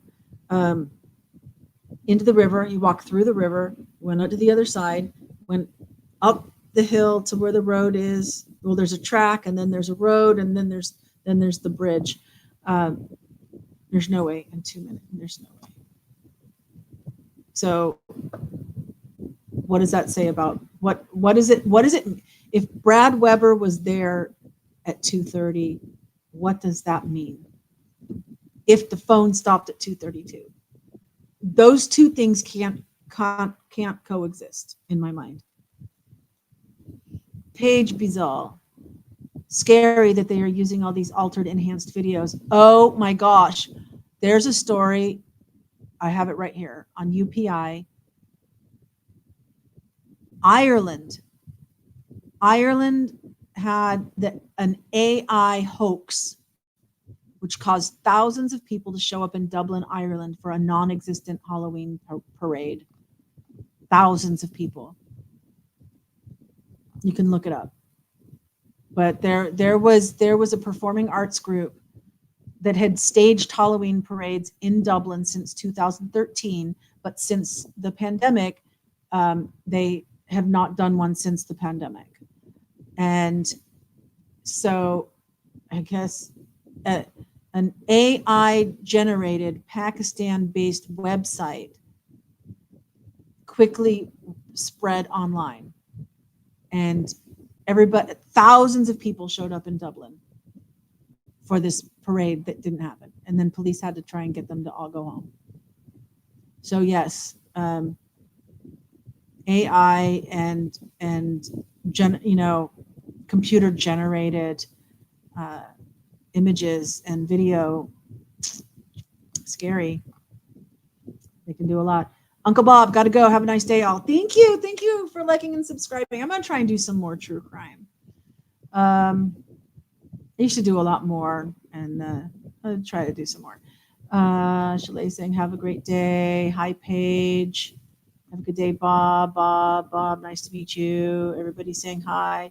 They wanted, okay, Paige says they wanted everyone to think they had a video like that, unfortunately. Yeah, I think the video was I think everything has been disappointing. There hasn't been a smoking gun, you know.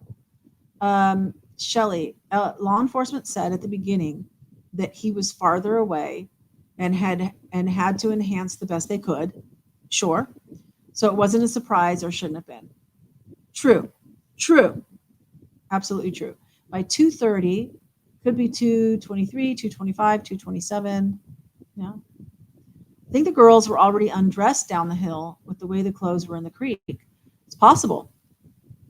It's possible that's how they ended up in the creek before they went up the other side.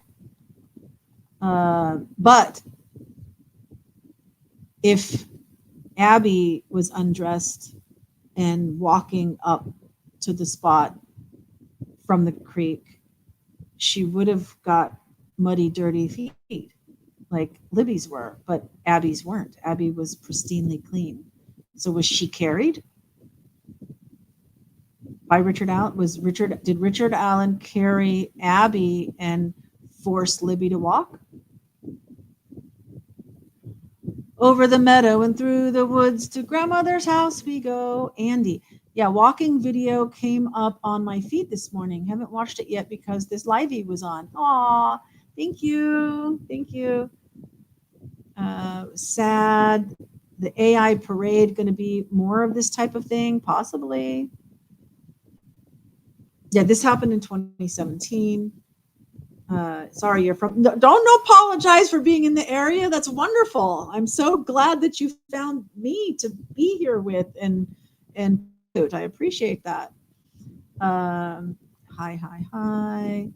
The shells were busy. Oh wait, that's at the beginning. How did I get? That's the beginning. Somehow, I don't know. Did the cat step on something? Abby was dirty. I heard Abby wasn't dirty, Shelley. So that's two different things. I don't know if there could have been some on her, a little something on her clothes, but I heard there was nothing like on her hands or feet. Your comments are not posting. It's weird. I'm sorry, Shelley. The last one I have from you is over the meadow and through the woods. All right. So back to the notes. So that's Weber. That's everything about Weber. Okay.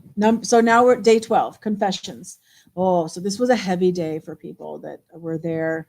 The prosecution played several calls, even one call that they weren't intending to, but they stopped it and then found the right one. But they played many calls. Some were with the mother, Richard talking to his mother or to his wife. Testifying, they had Brian Harshman, who is an Indiana State Police master trooper. He is the person who had to listen to all these calls, and he said there was like either 700 calls or 700 hours. And so basically establishing that he knows and can recognize Richard Allen's voice. And so he says that the Down the Hill is Richard Allen's voice. However, in all these confessions, there was like, I did it, and no specifics except for that one, the narrative. I'm not sure where the box cutter was. But there's no recording of the box cutter, just the correction officer testimony. So it was a correction officer, so Dr. Walla is the one that gave us the narrative with the van, which is like a key piece of what only the killer would know. And then the box cutter, if it was a box cutter used, was, so we have the testimony of Monica Walla for the van and the testimony of a correction officer for the box cutter. Then the state rested after this. So, no, I believe it's a half day for court on Saturday. So I believe there is court right now. Oh, look at all this. Oh, okay. Chalet was trying to say that she loves a parade. Okay. Yeah, you're back showing up. They found dirt on Abby's feet and other areas of her body when they undressed her for the autopsy. Okay, I missed that then. Turn the microphone here. Chalet says, I could see them on my phone, but not on my TV. Ah, interesting. Using the phone and watching the TV. Oh, good. Does that give me double watch hours? or as if it's the same account, then maybe it's only one, registers as one. Otherwise, you wouldn't have known that it wasn't showing up. Okay, is court in session today? No, I think there's a half day today. Shelley, they testified to it in court, but the pathologist testified that there was the dirt during the autopsy about Abby. But the lack of blood in some places of Abby's body at the kill zone is confusing as to why. Okay, fair enough. Page, lots of Richard Allen told me hearsay with no proof. Yeah, so it's and that's the job of the jury. Any jury in any court in any trial needs to, give weight to the evidence, weight to the testimony, as to whether or not how much they believe it's true. So, yeah, that's going to be for the jury to decide. Chalet didn't know. Cool. There's audio of Richard Allen confessing. Yes, that several of the phone calls were played. Peruvian 69 in the house. Welcome. You weren't expecting the confessions to be quite so damning. Paige, I can log in with all 5 accounts if you need watch hours. Yes, I need watch hours. I need some subs too. I just need to get to 500, and then I can do like memberships or super chats or any, that kind of stuff. I think for the ad revenue, I have to get to 1,000, and I'm like at 460 something. I don't know, you guys. I'm seeing Streamlabs. I'm not seeing the YouTube, so you guys can probably see how many subscribers I have. I think someone just said, Uncle Bob said he subscribed, so that should make it 467 or 468. Anyway, we're almost done. We're almost done with this. We're at 2 hours already. Chalet says, yeah, she needs watch hours.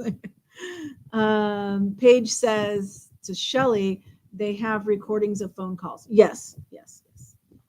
Paige, in my opinion, the authorities grossly misconstrued what he said. Andy, Peruvian 60, giving coffee. Andy's great about welcoming people with emojis. Lisa in the house. Okay, the major problem with Abby at the crime scene is that there's not enough blood there per how much blood is in our bodies. Yeah. They had a lot of I don't know if they had enough of Libby's blood, but they definitely had more of Libby's blood than they did of Abby's. My subscriber count 470. Woohoo! I've got a few more. Thank you guys so much. Yeah, I'm almost to 500. 500. And then 500 and 3,000 watch hours. So, and I'm at like at 2,000 watch hours. I'm 2/3 of the way to the 3,000 watch hours. So yeah, I need watch hours too. But okay, so that was Harshman. Then the defense. So the prosecution rested, and the defense had two witnesses testify. We had Cheyenne Mill, Cheyenne, Wyoming, Cheyenne Mill, who was at the bridge at 2:50, passed an overweight man, but some are wondering if it might have been Derek German that she saw at 2:50, that he was there looking for the girls. I have written down called out van info on social media. I am not aware. Oh, that was for Harshman. So on redirect, they were asking him about, did you know the van info was on social media? And he said, I am not aware. He was very kind of, you could say arrogant or confident. Okay, so Cheyenne Mill, and then Teresa Liebert. She lives near the bridge. She says she saw someone strange near the mailboxes. So basically, where the driveway to the Weber house starts there, so there's like a road that's kind of on a corner, and the road for the driveway starts at this, like, from the main road, then the driveway, and right where that intersection is, where the driveway to the Weber's house starts, there's a house, and that is Teresa Liebert's house, and there's some mailboxes right there, probably for her and for the Webers. And she saw someone strange near the mailboxes, but it was like at 8:30 a.m.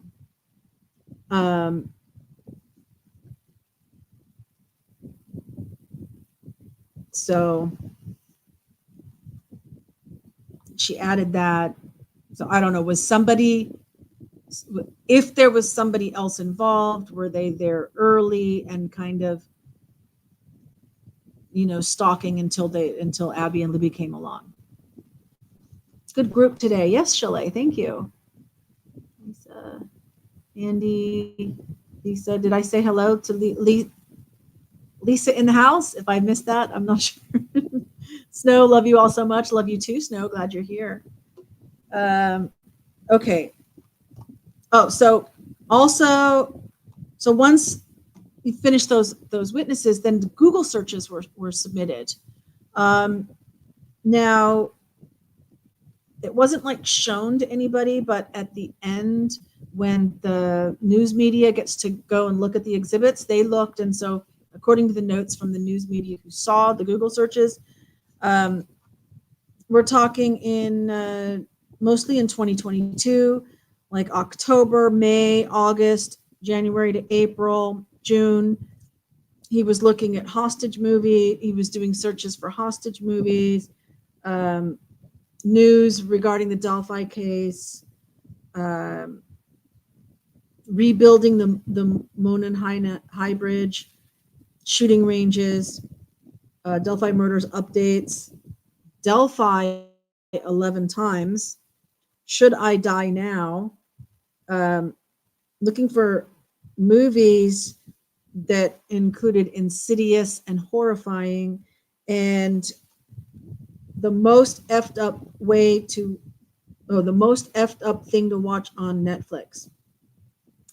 There were more, but that was just some of the Google searches to give you an idea. Lots of emojis. Great, guys. So day 13, fine. The last day I don't have, if there's a half day on Saturday, I don't have that.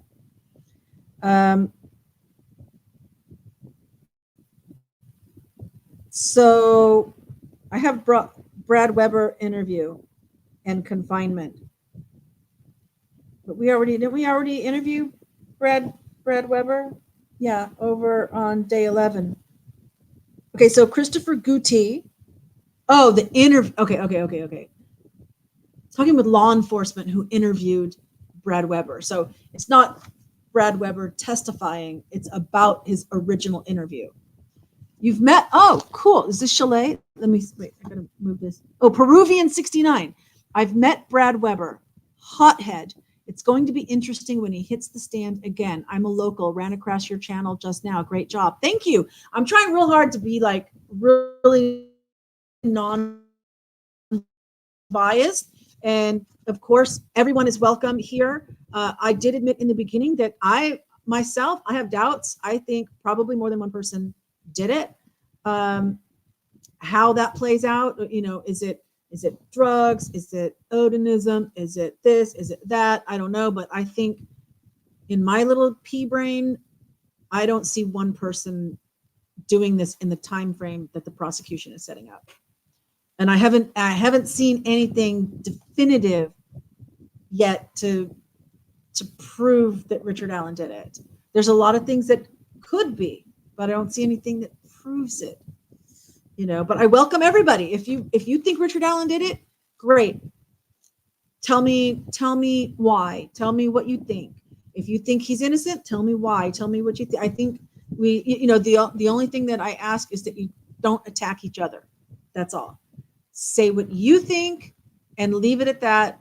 Nobody else say, and then if I think something different, then I think this.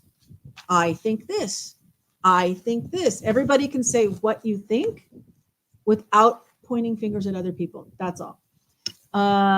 More non-biased reporting is needed. Thank you. I actually have a journalism background, and I was trained in being non-biased. And the media today, and I don't just mean mainstream media like TV. We usually think of video, but like written journalism. I think journalism schools are teaching a whole different.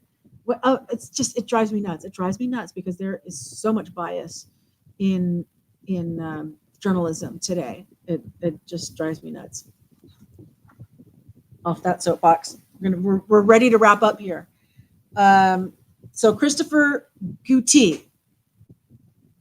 Gootee. It's double O. Gootee. Gootee. He was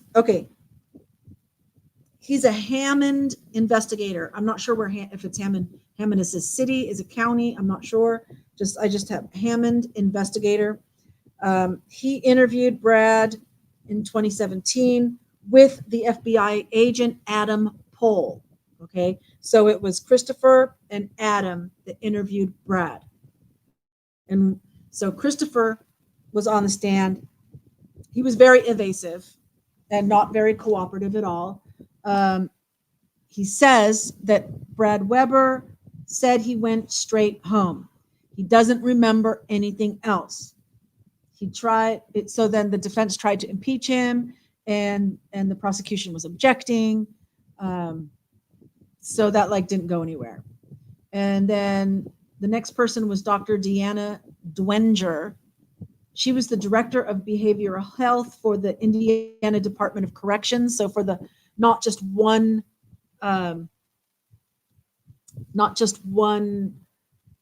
prison, but for the entire department, right? So she coordinated because they were outsourcing mental health services, and so she coordinated. Okay, this person, you go to that hospital and deal with these patients, and this person, you go to this prison. I said hospital. This prison, you go to that prison, etc. She coordinated everybody, and she had oversight over them.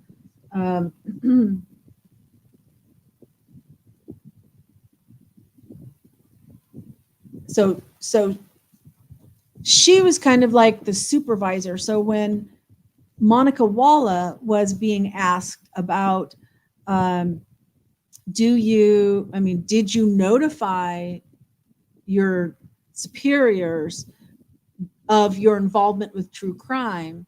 Because it's public record that she was posting on whatever form of social media, during the time that she was actually before and during the time she was treating Richard Allen. And so they were asking, did you inform them? And she's like, yeah, they knew. I didn't come right out and say, oh, blah, blah, blah, but they knew. And so this is who should have known. So they're asking, well, did she tell you? Did you know? And one of the things that struck me was that when Deanna was having a conversation with Monica Walla actually recommended a podcast. I don't know, it doesn't say which one, but Deanna, my supervisor, you should listen to this podcast to learn about his case, because she knew Richard Allen's name from being on the list of people they were providing services to. But of course, she doesn't know what his charges are or what his case is about, right? And so I thought, that sounds like a little weird to me. Bordering on unprofessional. I don't know. Yeah. So to know the case, go check out this podcast. She went to the crime scene. I don't see anything wrong with that. If you're involved with a case at any level and you want to go see what the crime scene, go see the crime scene so you understand better whatever your investigation or therapy or whatever is. I don't have a problem with visiting the crime scene. And Deanna said she had no problem. She also mentioned that Dr. Martin was the psychiatrist, the one giving the drugs, and that he no longer works at the Department of Corrections. She did say that solitary confinement, which she didn't use solitary confinement, she used a different term. I don't remember what it was, but it was more like a more PC kind of thing. Anyway, she said it can be detrimental. She said that there is a 30-day limit on, there's either a policy or a law that 30 days is the limit. And this has been based on previous actions and research and everything that for the health and safety and particular mental health of the people they're treating, well, and the prisoners in general, right? Whether they're actually treating them for mental health or not, but the prisoners should not be in solitary confinement more than 30 days, right?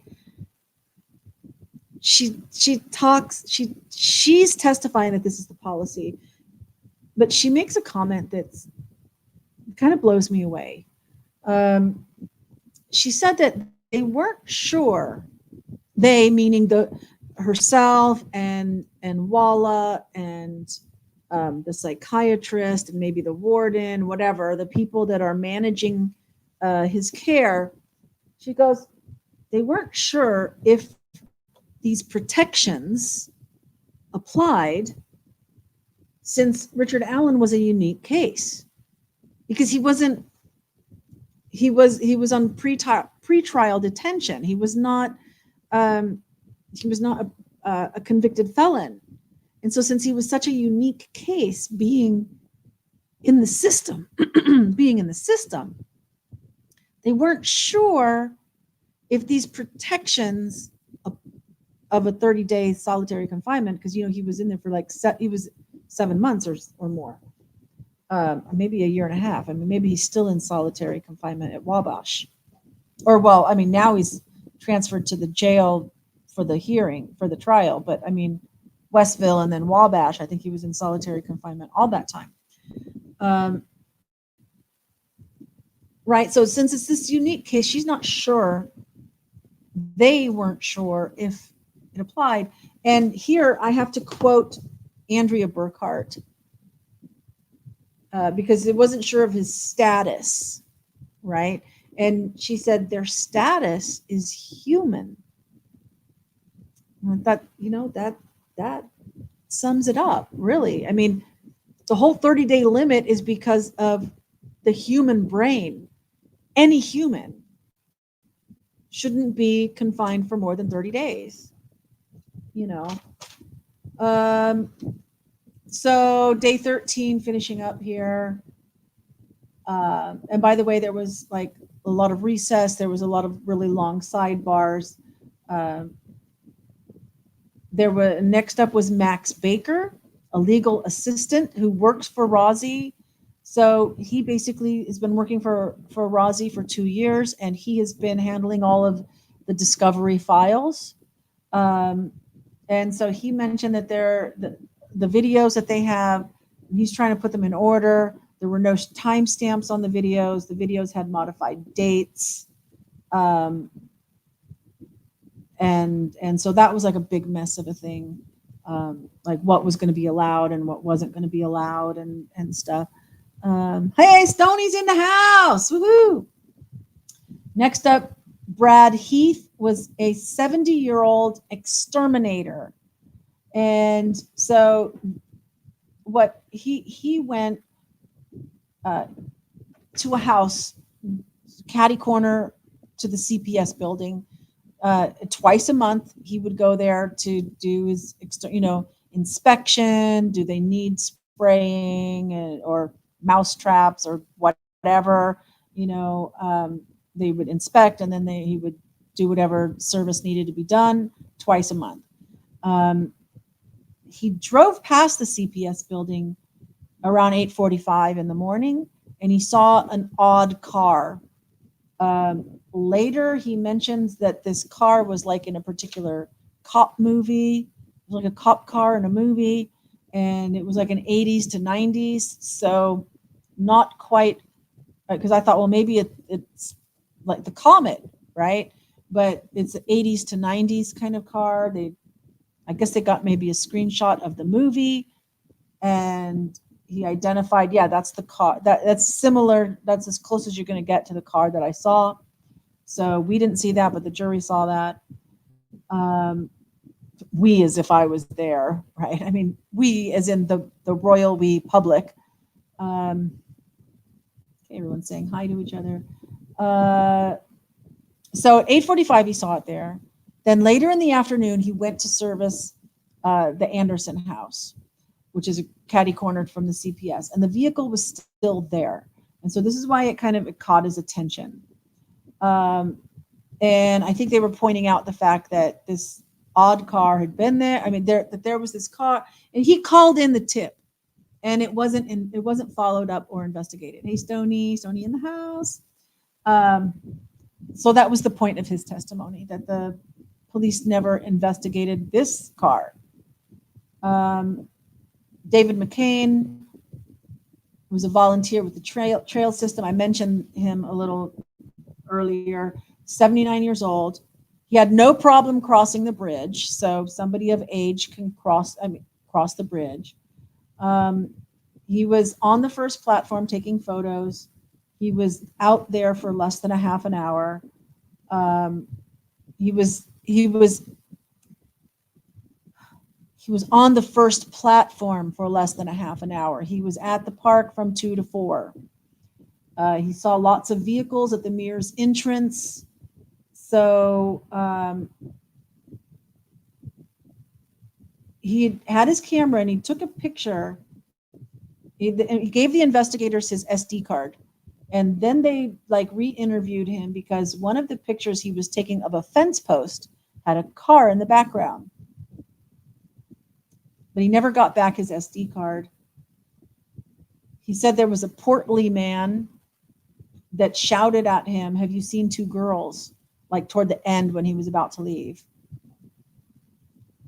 And I just, the only thing I could think of as I was listening about this guy was that he's lucky they didn't point the finger at him, because it seems like what he says and everything is very similar to Richard Allen. I mean, they're so parallel except for their age. They were both on the first platform. I don't know. It was weird. Then there was Daryl Starrett. I don't know. He was a fire chief, and the defense tried to impeach him because where he searched, he denies that he was looking where the girls were. So it's like the defense was trying to prove, as fire chief, that there were volunteers where the bodies should have been, and they weren't there yet. Okay, it seemed like the point they were trying to get at, but they couldn't get there. He denied that he saw anyone else over in that area. So they moved on back to Steve Mullen. So I think this is the fourth time he's sitting in the witness stand. And this time it was all about the integrity of the investigation, if there's missing evidence or evidence that's withheld and given to, as discovery. And Steve Mullen's not happy. He's not cooperative. They talk about the lost interviews, and he says, well, was there a list of the people that were interviewed? And he goes, yeah, it's in the filing cabinet. From what I was listening to, it seemed like he had a very much an attitude that he was like pleased with himself, like, ha, ha, ha. You can't catch me, you can't trip me up, but the things he was saying with that attitude were tripping him up. But he didn't know he was being tripped up, and he was like super excited with himself about how wonderful he was at evading what the defense was trying to trap him into or something. I mean, that's, I wasn't there. That's what I hear. So he says, oh yeah, we had a list of the people that we interviewed that were the lost interviews. And because they're in the filing cabinet. And which made me think, so either there is no list and he's lying, or the list that he's saying was in the filing cabinet was never given as evidence in discovery. So either way, he just like shot himself in the foot, right? Stoney, do they ever completely solve these cases? I don't know. We'll find out. He's nonchalant. Chalet says he's being nonchalant. Or the cat that swallowed the canary. Yeah, I think that's what what was being presented by Andrew. I listened to Andrea Burkhart for this information. There's also lawyer Lee, and there's Defense Diaries podcast. I don't know. I just find that I get more of the details, even though there's like a lot of commentary and a lot of legal commentary from Andrea Burkhart. Her notes are very complete, but I don't know. You'd have to listen to all three to get like a fuller picture, but I don't have time for that. So no, I have written down no remorse, arrogant. He was asked if he recreated the interviews. So like, okay, that they were missing. Did you call the people back in to, since you have this list that's in the filing cabinet, did you call the people back in to re-interview them? And he was like, no, but maybe somebody else did. Caught on a hat. Oh, you're into cat sayings now. Cat on a hot tin roof. Cat got their tongue. So did you ask when he got home? Oh, wait. So he called Brad Weber. But before I get that way, there's a note on the side here. Lots of stuff he doesn't know. For example, a list of people who were searching, whether the people who were searching had guns, like so a bullet could have come out of their gun while they were searching, kind of thing. So yeah, there were a lot, not just these, I wasn't going to write down everything. A lot of questions that Steve was asked that he just was like, well, I don't know. It was like, that was somebody else's responsibility, not my responsibility. So I don't know. It was more like that. Kit Kat Bar or Kit Kat Club. You guys are having fun in the chat. Okay, so Steve Mullen calls Brad Weber, like before the trial. Says, I need to speak with you. And then he says, I didn't tell him the topic, right? He didn't record. So when Brad Weber came in, he didn't record his conversation. But he says he could have. There was a lot of stuff like, well, what, could you go buy a recorder or this or that? Or is there something on your phone? Blah, blah, blah. He says, yeah, I could have recorded it. I didn't. Okay. And then so did you ask Brad when he got home? And basically, Steve Mullen then proceeds to say in whatever words that he didn't need to ask because Brad just volunteered the information. He just told him, oh, well, I know I got home at this time because I checked my text messages. Well, why was he checking the text messages unless he knew that that was the topic, right? What about the ATM machines? Now, prior to this, in this interview on this day with Steve Mullen, there has been no mention of ATM machines. It's the first time. What about the ATM machines. And Nick said, the prosecution says he objects. He says asked and answered, and it gets sustained. Well, it hasn't been asked or answered because the ATM machines has not been mentioned at all on this day. So whatever, it got sustained. So they had to move on.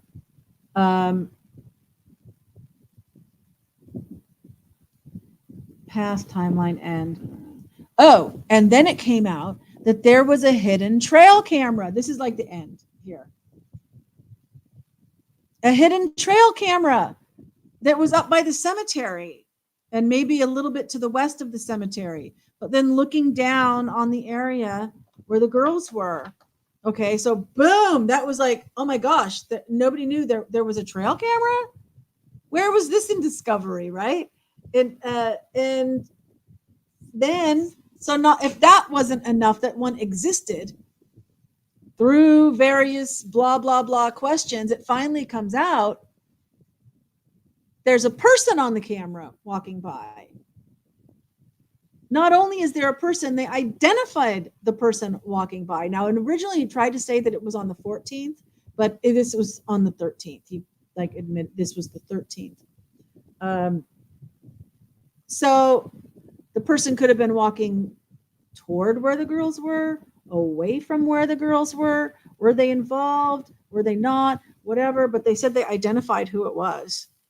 But that wasn't spoken enough for the public to hear.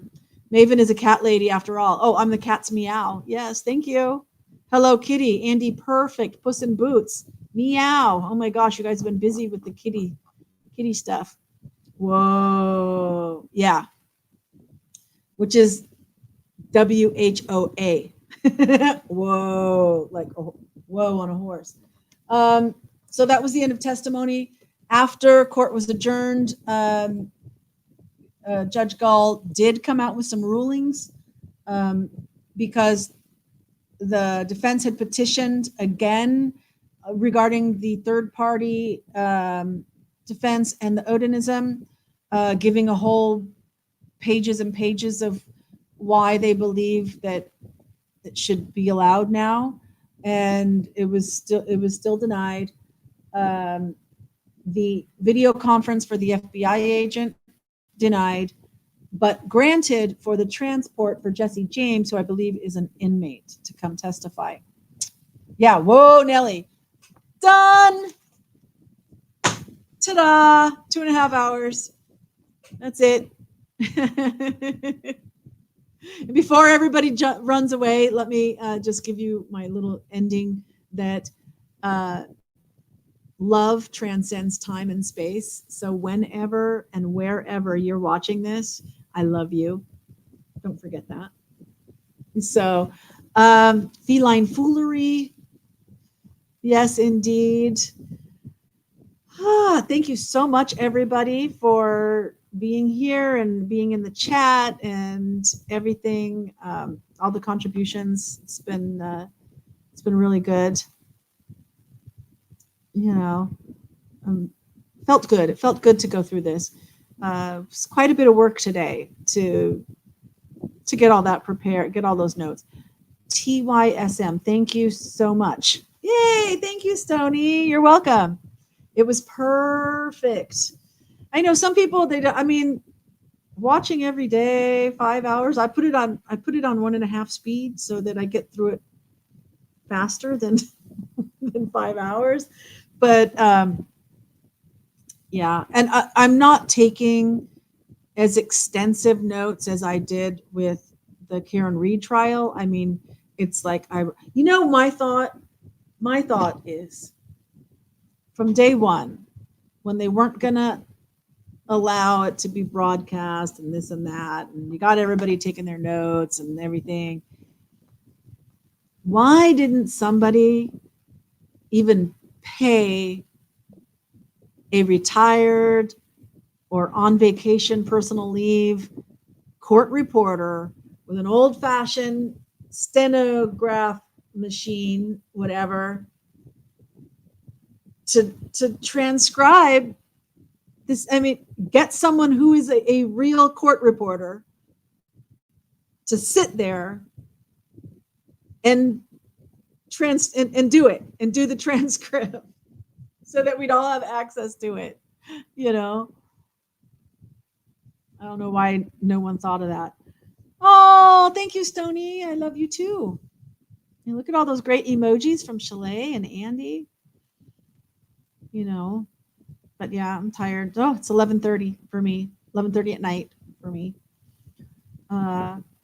So yeah, I really enjoy doing this true crime, even as much as I like doing all the games, and I think we need that break. I think I need to incorporate some more true crime. Maybe I'll just like talk about some cases that like nobody's ever heard of, or maybe I'll even throw in some Cambodian cases or something. There's been some weird stuff going on here in Cambodia as far as the crime beat. So yeah, do that. So, but for tonight, I think I'm going to end it. But tomorrow, same bat time, same bat channel, which is 9:00 p.m. for me. I think you guys are having your daylight savings time. So Andy, I don't know if you're interested in crosswords or not, but being Pacific time, I think it's going to be 6 a.m. for you. So you might want to skip crosswords, but if you're up and you're done walking the dogs and you want to join, you're certainly welcome. But I'll do crosswords tomorrow. So current events are fun. Oh my gosh, I was thinking because the 12th BRICS, BRICS, the BRICS general meeting or whatever just wrapped up. And so I thought, what it's time for is, and I thought, we could do this, just search the stories on Google live. Instead of me like preparing a presentation, we'll just like search the stories live, going over the Economist cover presentation. So I can bring up that presentation as a guide, but then we Google search for stories about like what has come forward about these different things. Oh, you're having a party tonight at 9. So that should be 9 a.m. for me. Have you, or maybe 8 a.m. It depends, because it's Saturday morning for you, which means Saturday night you're having a party, which means the time hasn't the time change is coming like midnight or 2 o'clock, whatever, tonight, Saturday night, right? So you'll still be the time like it is now. So that means you're an hour ahead of me. All right. I'll try. We don't change until after midnight. Yeah. So it'll be 8 a.m. It's quite possible that I could be up and awake and available. So I will keep that in mind and try to join, at least for a little bit. All right. So you guys, I'll see you next time. If you don't do crosswords, then probably Tuesday. Okay. Love you guys. Bye.